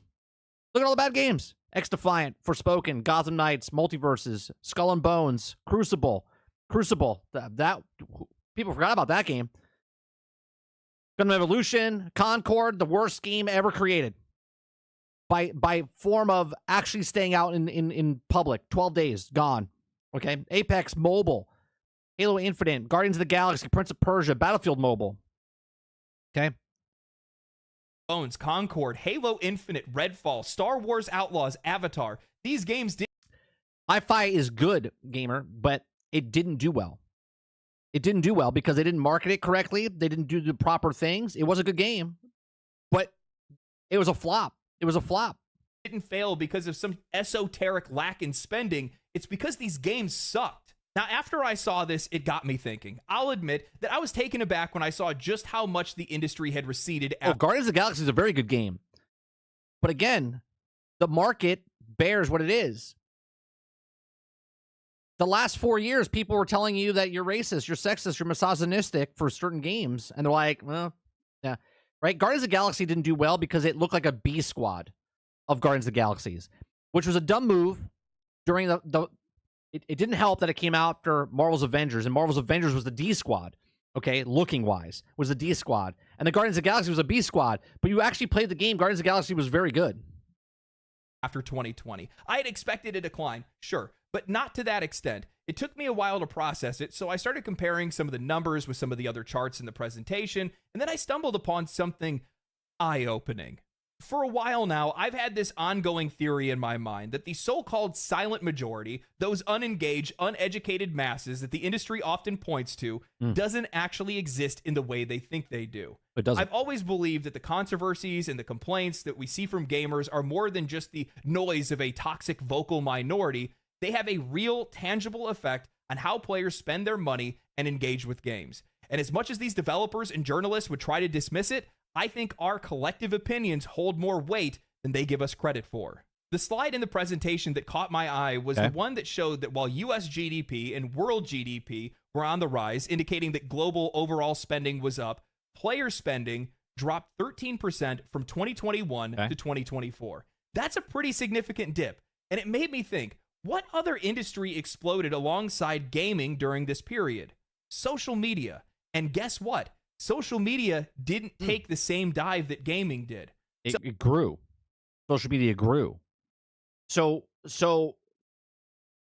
just like all of us have the exact same amount of time, more people stopped playing video games and more people started scrolling through, started scrolling through social media. So think about it. Players who would have normally not been involved in gaming communities suddenly found themselves more connected than ever. The silent majority, those once quiet and unaware of the broader gaming world, became a part of it during COVID. They began engaging with games on a deeper level, and their awareness grew. They didn't buy into what was just being fed to them. They started thinking critically and evaluated their purchases, participating in some of these online communities and sharing. So basically what he's saying, at least what I think he's saying, is my analogy of people seeing the old man behind the curtain, right? In the Wizard of Oz. Okay. A lot of people were just loving the Wizard of Oz. They're just loving the great and powerful wizard. But then during COVID, because they got to scroll through social media, they were more engaged and they saw what was happening behind the curtain and they got awoken. Sharing their thoughts on other platforms like Twitter, Reddit, and Twitch. And I think that Twitch is a really good example of this because while their viewership has dipped a little bit since 2021, they still retained a lot of the audience that they captured. That's interesting. I didn't know Twitch stayed. They stayed pretty relevant. They went up and they stayed there. They're exactly where they were once. Well, a lot of people are still working at home and stuff. I wonder if that has something to do with it. But they've pretty much stayed there. Captured during COVID. And they haven't fallen back to their pre-2020 numbers. That shows a community that stuck around, that was once passive consumers, is now much more active and informed. You have a group of customers who have returned to the workforce, who have less money to spend due to inflation, who likely picked up on a couple of YouTube channels or Twitch streamers that are talking about different issues that are going on in the industry, and they're still watching. They're still engaged. There's also a lot more content creators on the platform. Engaging with that content. This isn't just a trend, it's a fundamental change in how we as consumers, as customers, as players engage with this industry.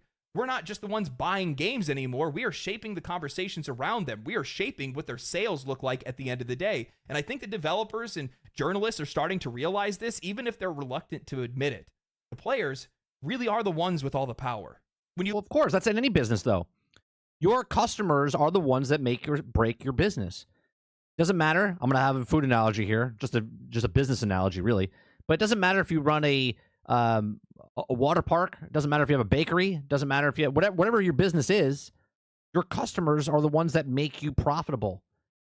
And if you're gouging the customers, then they're not going to give you your business. They'll go somewhere else.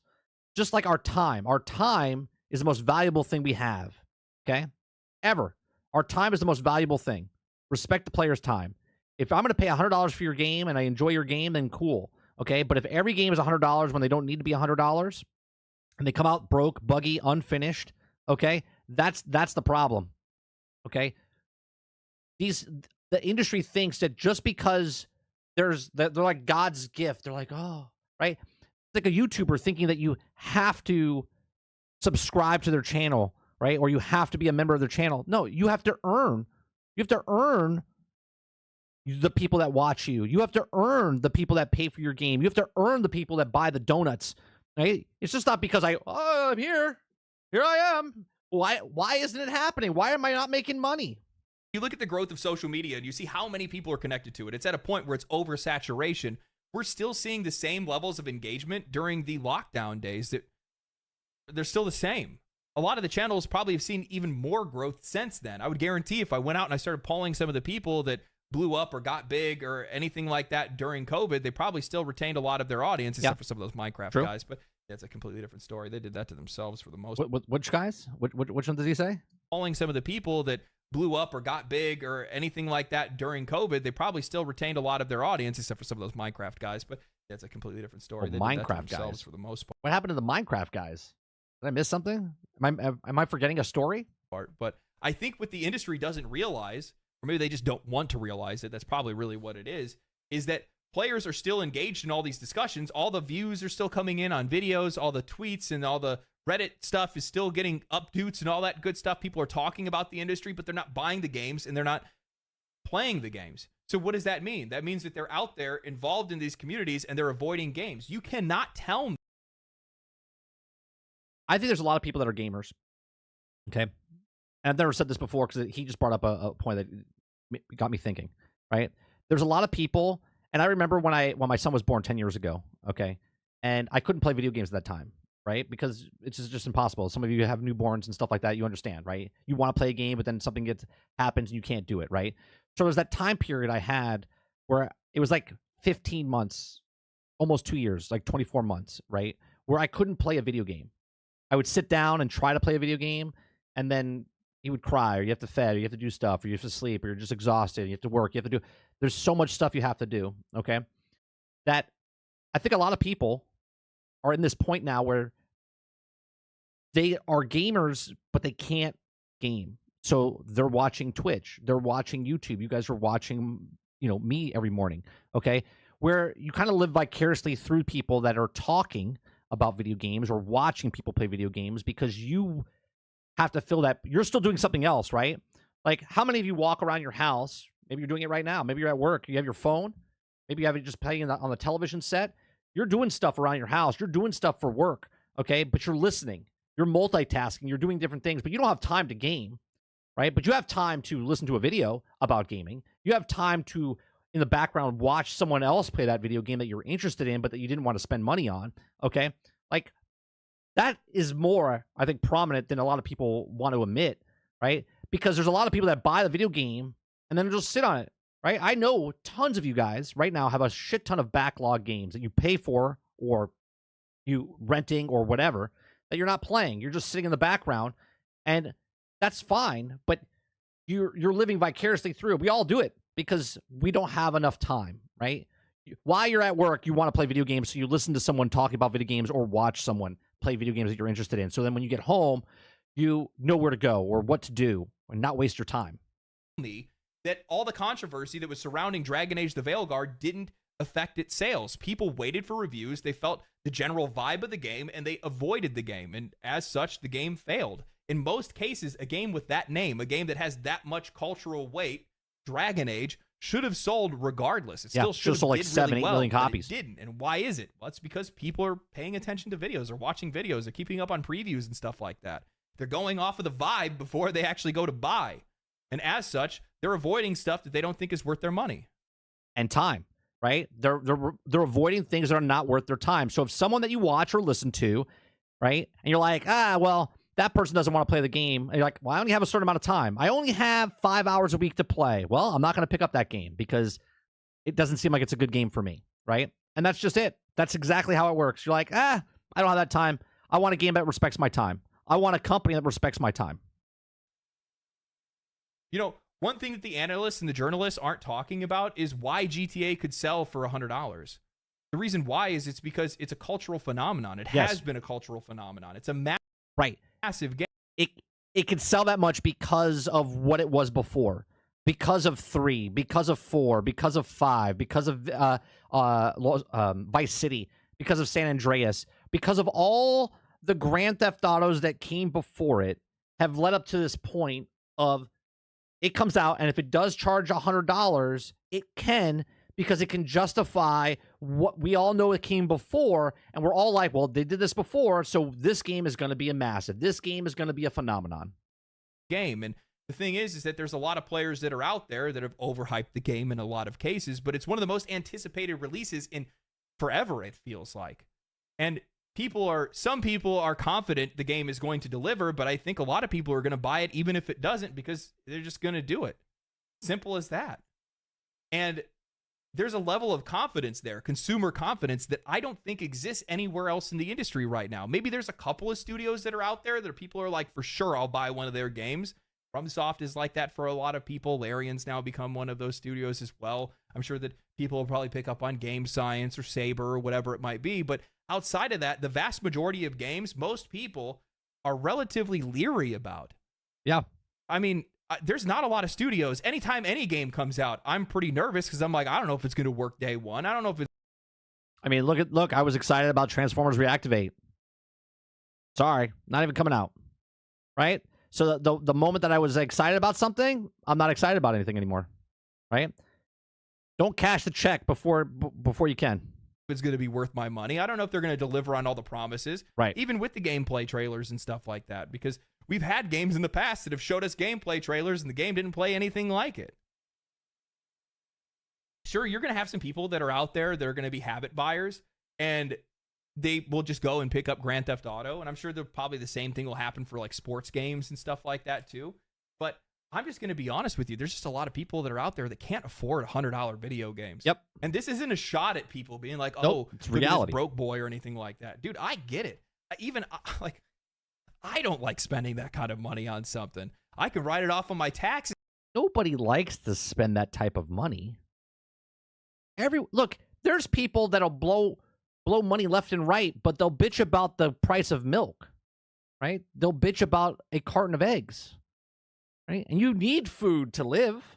Well, people will bitch about the food prices, but they won't bitch about a $100 video game, right? Each their own. And I'll still feel dirty doing it. And to be honest with you, with the rise in popularity for PC gaming, I wouldn't be surprised if you saw a return to pirating. Just like in the... See, he said it too. He said it too. Surprised if it would be a rise of pirating again. Yeah. Why not? If you're going to charge $100 for a video game, people are going to do it. Early 2000s was CDs. They were overpriced. They were bulky. They were hard to store. They were easily damaged. $20-$30 for a CD? Bro, it was too much money. Everybody flooded to LimeWire and Napster and stuff like that. And I guarantee you'll probably see the same thing here because a lot of it is based off of convenience.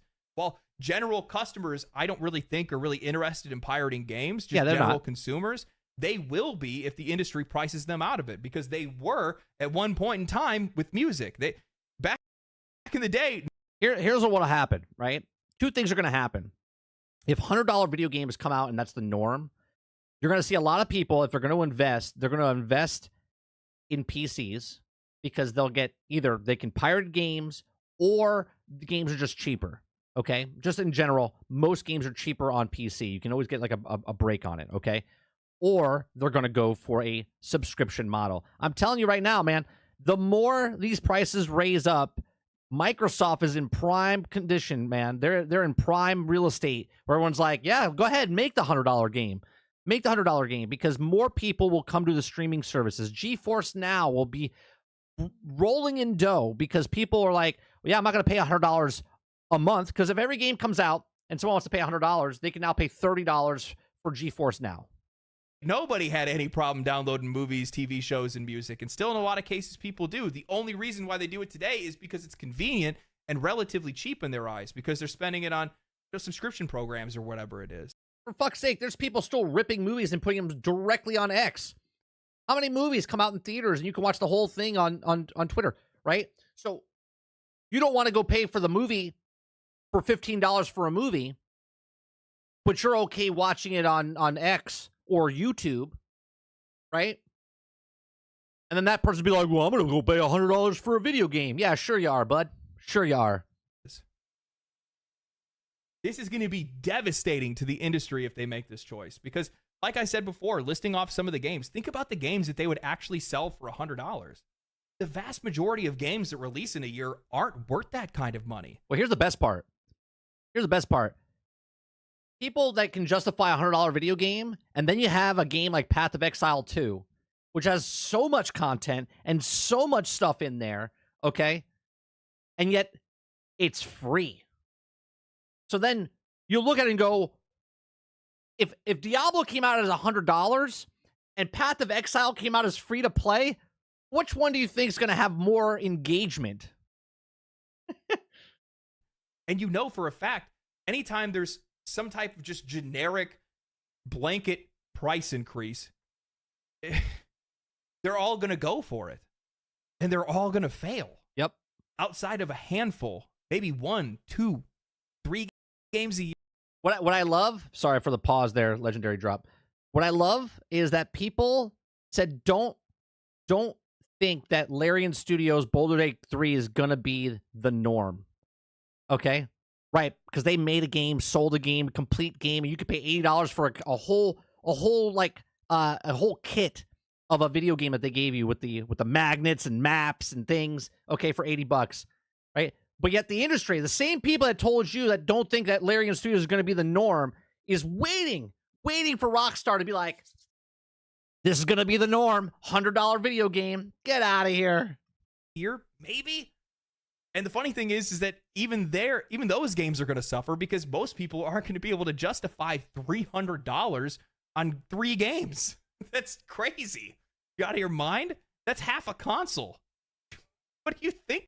The point that you just said, it's half a console, is mind-boggling, because a console used to be $300.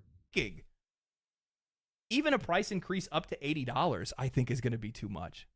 It's just, I don't care what people say about, how realistically money feels today because of inflation or anything like that. $80 to $100 is a lot of money. And for most people, they're just going to pass on it. There's other games that are out there that are far cheaper, that are much more worth their money, and they're going to support them instead. So if these AAA companies want to go ahead and do it, these big, the biggest publishers and studios that we have that are out there, go for it. I played in December.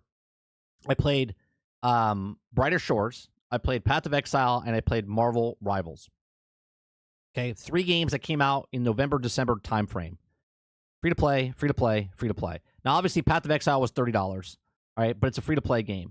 So between all 3 of these games, I spent $30. Okay, and all 3 games, completely different games. Okay, one's like a RuneScape game, having a blast. I have like 160 hours in one of the games, in that game, right? Marvel Rivals, I'm well over 100 hours in that game. And Path of Exile, I'm in like the 30, 40 category. And I spent $30. So now you're going to tell me you're going to bring in a game that's $100. Sorry, you're going to price yourself out of the market, because the market has changed and evolved, right? For every game that comes out as $100, there's that game of Apex Legends, okay? There's that Warzone. There's that Fortnite.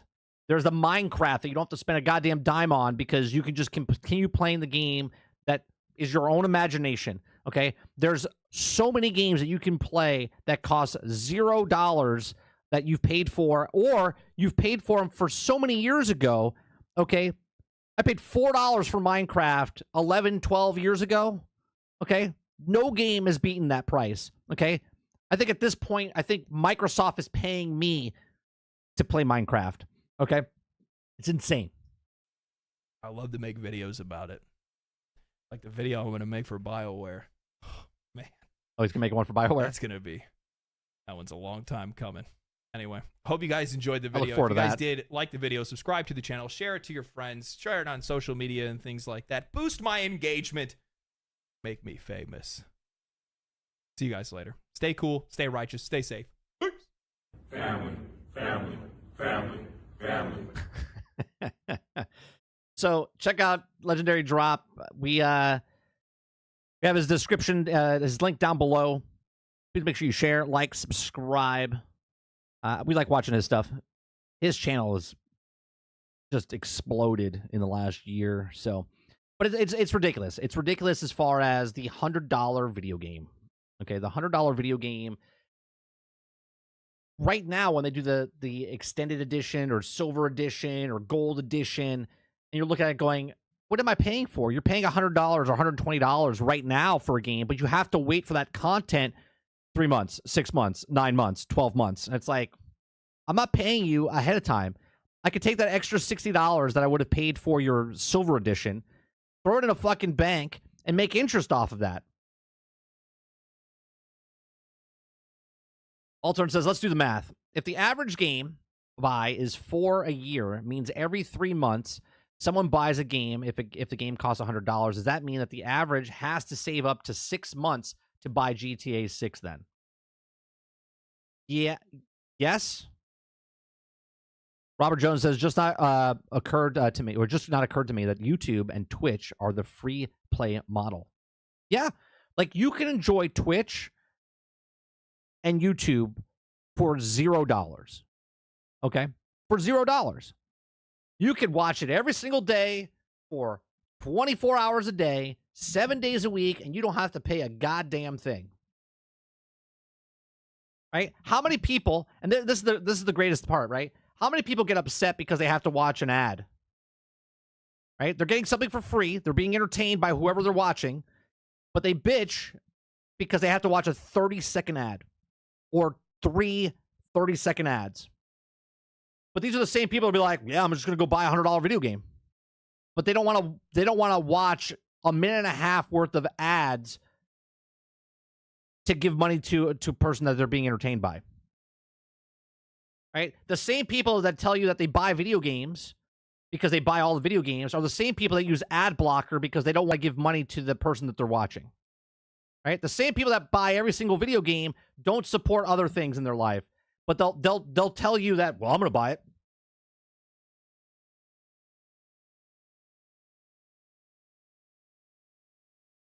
Argus says, I can guarantee you that $100 standard edition games won't work. No, it will. If $100 becomes the standard, Argus, we will have a game crash.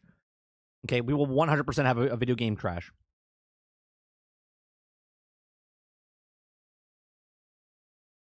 Hal says, so the whole video game, so the whole video can be summed up with the gaming industry wants us to pay their mistakes. Yes, all because of 2020.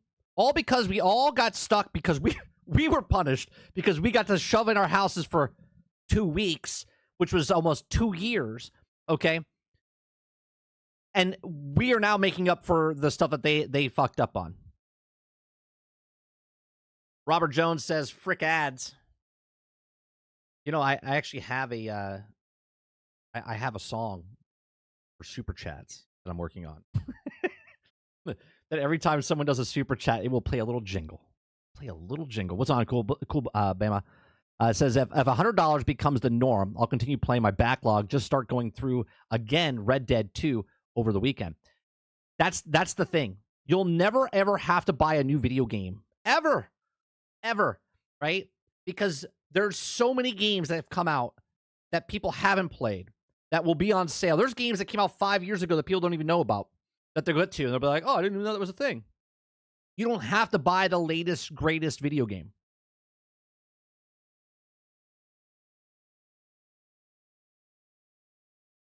Altern says, who pays for a sub for a free-to-use app? Oh, wait. I pay for YouTube Premium. I'm pissed that they're raising the price. I'm pissed that they raised the price. Do you want to know how much YouTube I watch? Okay. On my phone. Let me tell you how much my YouTube videos, this period, okay, I have, it just started. Current period, I had 1.18 gigawatts. No, 1.18 terabytes of video on my phone, right?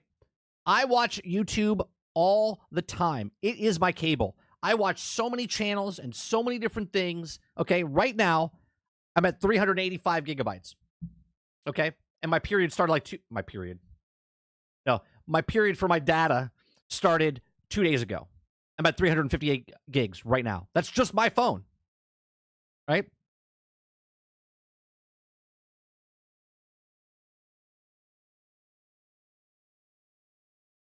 Robert Jones says, fucking idiot. Oh, wait. Roic says, look at the sale games every Friday on Steam. or if I know that there's a sale going on. Jones, thank you very much for the $2 super chat. I forgot to give you the cheer. I rarely buy games day one. We buy games day one because if it all depends on what the game is. We'll buy games day one because I'm a content creator, and if I'm interested in it, I'll do it. Bracket says 30. Do you think people are going to buy console for GTA 6? I personally will not. I'll just wait, but I'm curious what other PC gamers stand on the subject. Well, here's the thing. If I was a person that didn't own, like, I'll put it in my perspective, Kraken. There's enough games in the backlog of PlayStation if I wanted to buy a PlayStation 5 right now, okay, that I would purchase a PlayStation. But a game that would make me buy a PlayStation would be Grand Theft Auto 6, knowing that I can play that and also all the backlog of PlayStation, right? But because I have an Xbox, okay, and I know it's coming out, if I didn't have an Xbox and I only was a PC player and I knew Grand Theft Auto wasn't coming out on PC day one, I would probably get it on PlayStation because, or I shouldn't say on PlayStation. I should say I would get a console because it would sell a console for me because I could justify it going, well, not only am I getting Grand Theft Auto, but I'm getting all these other games, right? I did this for the Switch. Ultimate Alliance, which is nowhere near the type of game of Grand Theft Auto, Ultimate Alliance is what sold me on the Switch.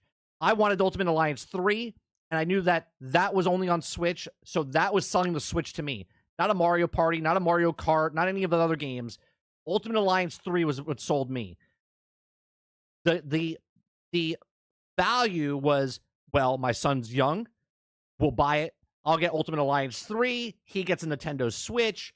We can get a lot of games on there. So it was worth it, but that was the catalyst. Ultimate Alliance was the catalyst for me buying the Switch. So Grand Theft Auto 6, I would think for many, would be the catalyst for people buying a console. If that's the X, if that's the S, if that's the PlayStation 5, if it's the PlayStation 5 Pro, lots of people will pick up a console because of it. But I don't think it's going to be, I think most of the people that like Grand Theft Auto already have a PlayStation 5 or already have an Xbox. So, yes, it will sell. And maybe they sell like 5 million copies or 6 million copies of consoles on top of that, in my opinion. Altern says, I was about to pay YouTube Premium, but the price is so high, I can't justify the expense. 100% Altern. It raised again, and I'm on the cusp, but I justify it saying that because I get paid by YouTube, I can justify it by still paying. They get a bit of my paycheck that I get from them. Start says they box you in and you need the service, then they raise the price. You have no choice.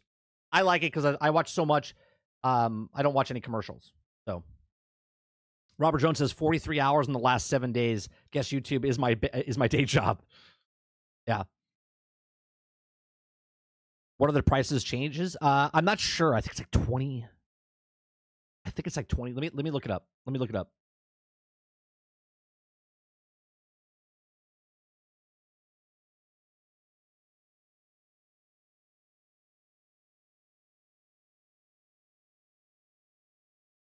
YouTube is raising it by 60%. Okay, 60%. So this screenshot's going from $12.99 a month to $20.99 a month, but that's in pounds. So it's going up quite a bit. Bracket says unblocked Origins on Firefox, never looked back. Yeah, in September they said they were raising the price. Yeah, they're raising the price. So it's going from $11.99. Wait, YouTube Premium currently costs $13.99 per month. Yeah, and they're raising the price to $20.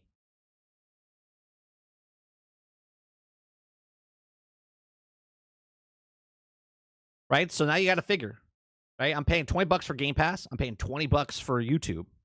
Right? I'm paying $24 because Netflix is lifting their price. Right? So between just Netflix, YouTube, okay, YouTube and Game Pass, YouTube and Netflix, I'm paying $70 between 3 of them with taxes and whatnot.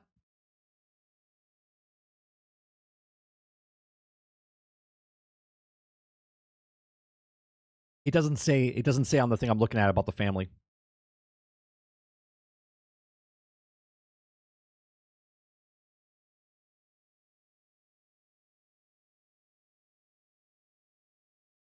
I thought YouTube Premium was $13.99. Why did it increase the price? It's $18.99 now.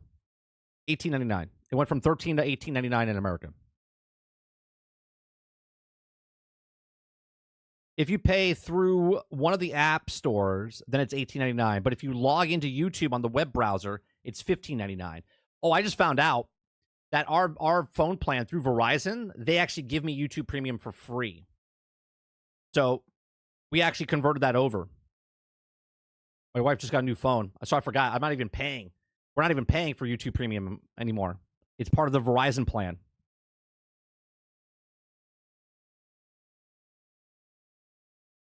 All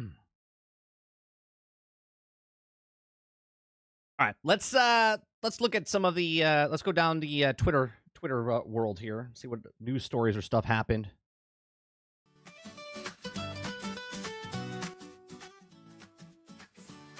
Got my Twitter song.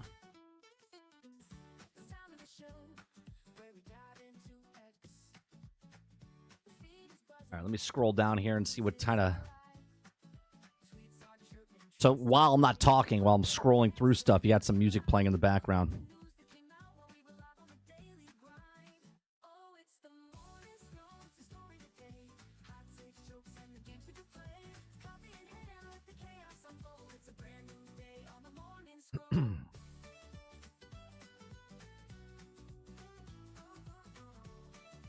I have Walmart Plus, and they actually give you Paramount for free. There you go. We don't have Paramount.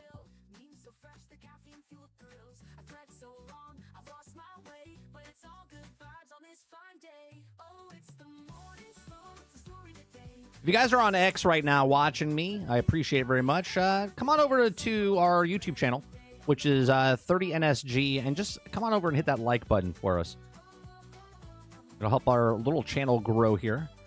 You don't have to chat or anything. You can just continue watching over on X. I do appreciate you, but you come on over to YouTube. You can hit that like button. Helps this small channel grow.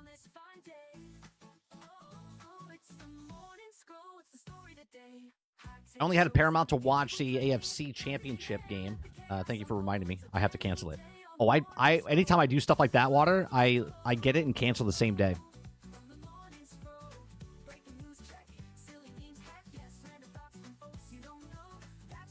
Oh, they have mods coming. So ever wanted to ride a vacuum instead of a broom? So they're adding modding support to Hogwarts Legacy. Head to PC this week, and also been a fun one. So if you have Hogwarts Legacy on PC, they have supported mods inside the actual game now. So people are going to make you, like, ride dragons and whatnot. IGN says Assassin's Creed Shadows has a renewed focus on stealth, but so far its advance feels disappointingly minimal. Amazing. I said that the stealth looks sort of like Outlaws a little bit. So IGN says something along the lines of that.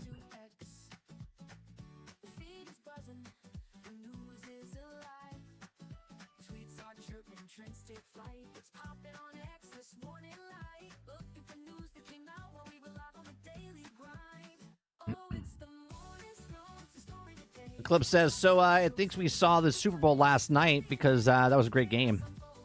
Oh, who won? I don't even know. The last time my wife screamed across the house to me, I was tucking my son in, and it was like, was it 32-27? What was the final score?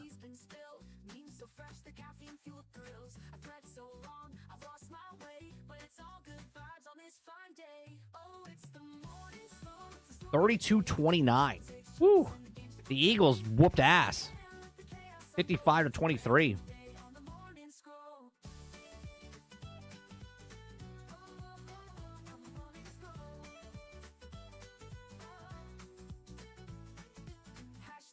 Chief and Eagles.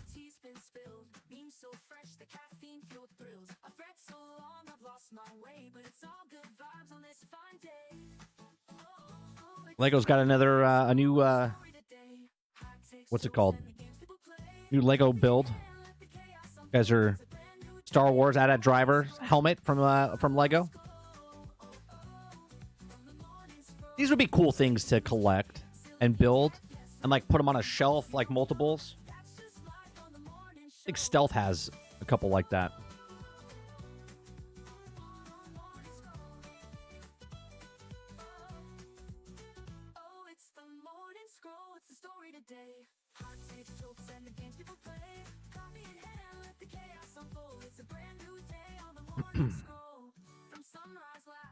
Gargoyles Awakening board game. That looks like an old school. This looks like an old school board game where you build the little houses and stuff on there. I used to love Gargoyles back in the day. They got some really cool figurines that they make, like a collector's edition type of thing.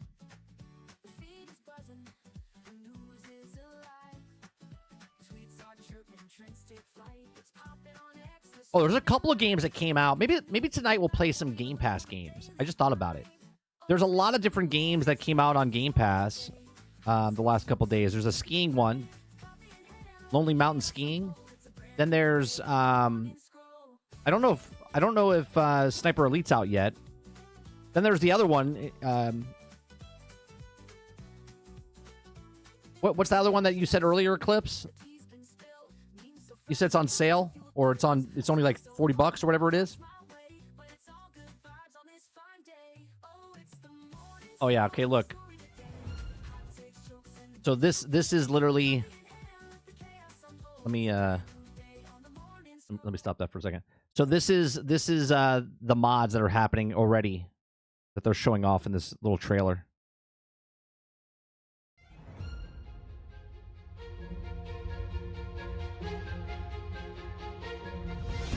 Hey everyone, Chandler Wood here, Community Manager at Avalanche Software, and I'm incredibly excited to finally announce that official modding is coming to Hogwarts Legacy in our next free update.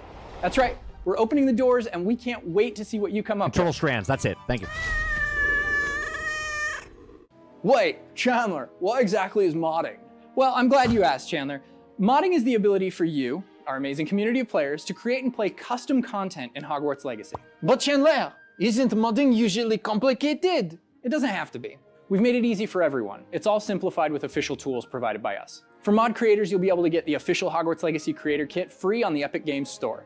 The Creator Kit provides powerful tools right at your fingertips, allowing you to flex your inner developer, like the ones here at Avalanche, and conjure the magic with custom mods that other players can enjoy too. If you're already dreaming up new mods, connecting your CurseForge and WB Games accounts will let you easily upload your creations directly into Hogwarts Legacy for other players to enjoy. And for players to use these mods, our in-game mod manager makes finding, downloading, and installing mods as easy as casting Alohomora.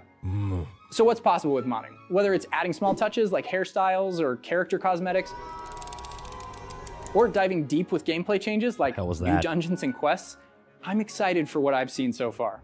In fact, we've been working with some incredible mod creators ahead of launch to make sure you'll have some really cool things ready to play with right from day one.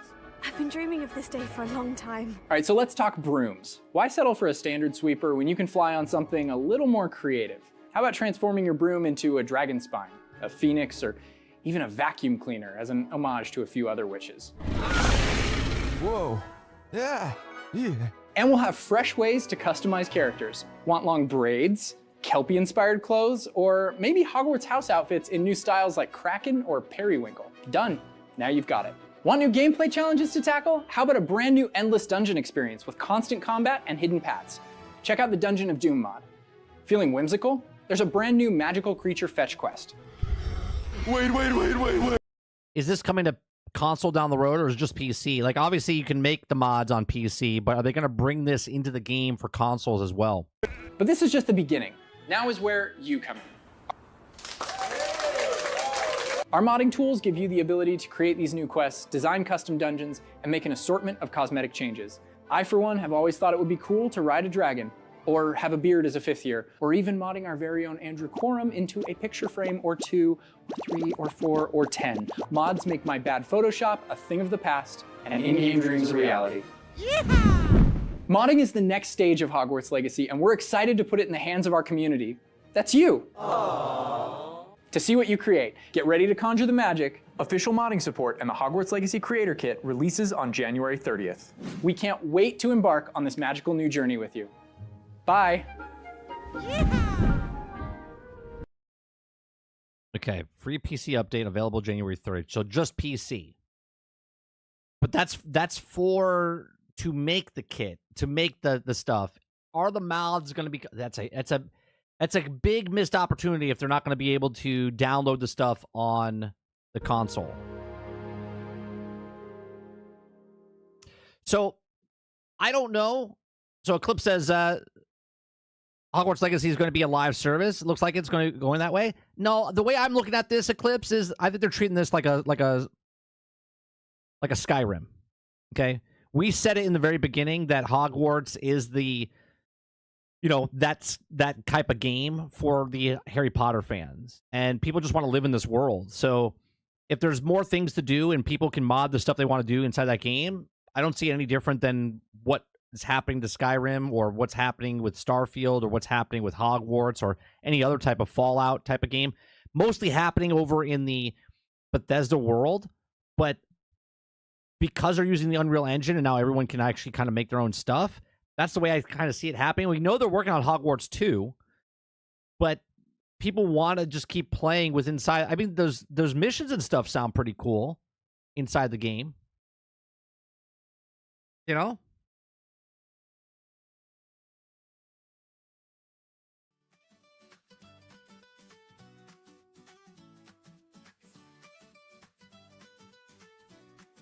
We still have to go back and play. Did they add that other mission? They added the other mission a couple months ago, didn't they?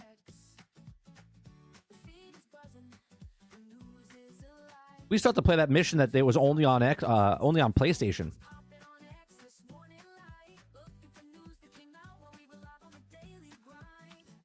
I think tomorrow we'll go over the Destin video with Phil Spencer. I didn't watch it, but I saw some articles.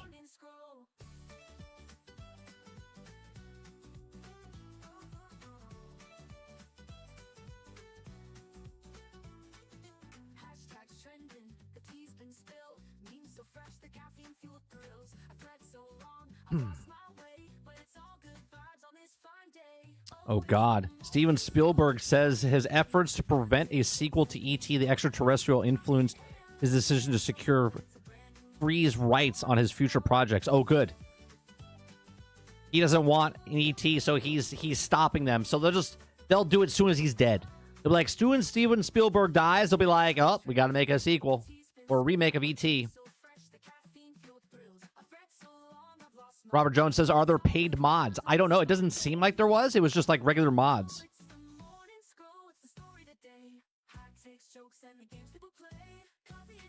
IGN says, all sorts of Xbox games rumored to be set for PlayStation 5 and recently announced Nintendo Switch 2, but could Bethesda's Starfield be among them? I mean, he said that all stuff is not off the table, so I don't understand why people are so upset. We've known about this for years.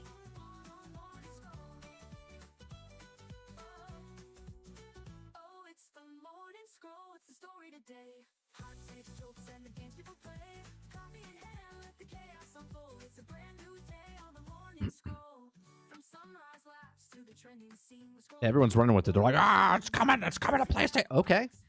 Congratulations. You get to play the game on your console of your choice.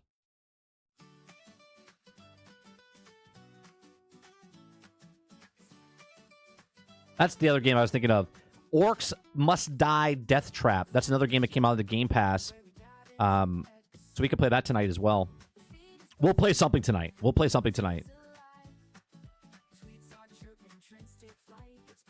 Got a PlayStation 6. All right. That's going to do it for me today. I appreciate you guys coming out and hanging out with us. Monday through Thursday from 10 o'clock in the morning until noon Eastern. If you like it, hit that like button. If you'd like to go above and beyond that, become a subscriber. If you'd like to go above and beyond that, become a member as little as $5. We do live streams, uploads, podcasts, gameplay.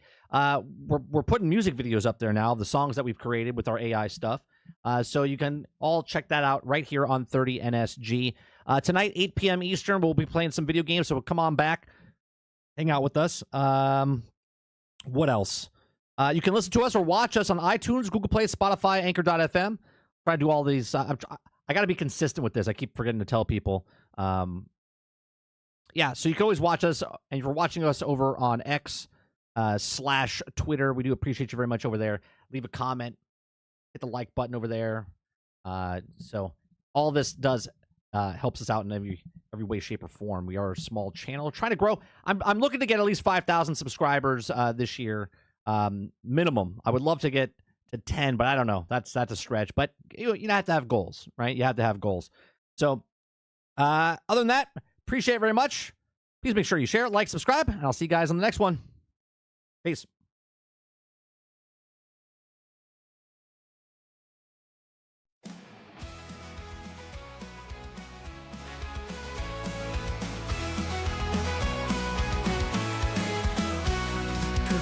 Sunshine, rise and shine. The daily grind is here on time with gaming news and fun galore. We'll chat and entertain once more.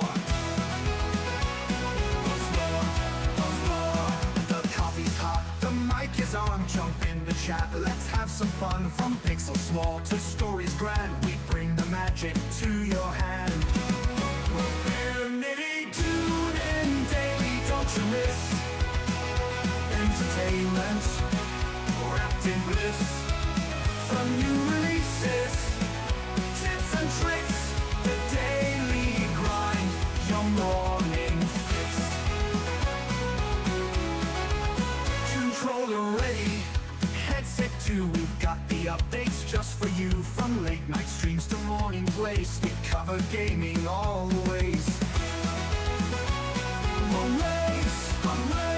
Controller ready, headset too, we've got the updates just for you. From late night streams to morning plays, we cover gaming all the ways. Laughs and news, our winning blend, the show with you, our dearest friend. Comments rolling, chats alive, the daily grind, 5-star vibe. Tune in daily, don't you miss entertainment wrapped in bliss. From new releases, tips and tricks, the daily grind, your morning fix.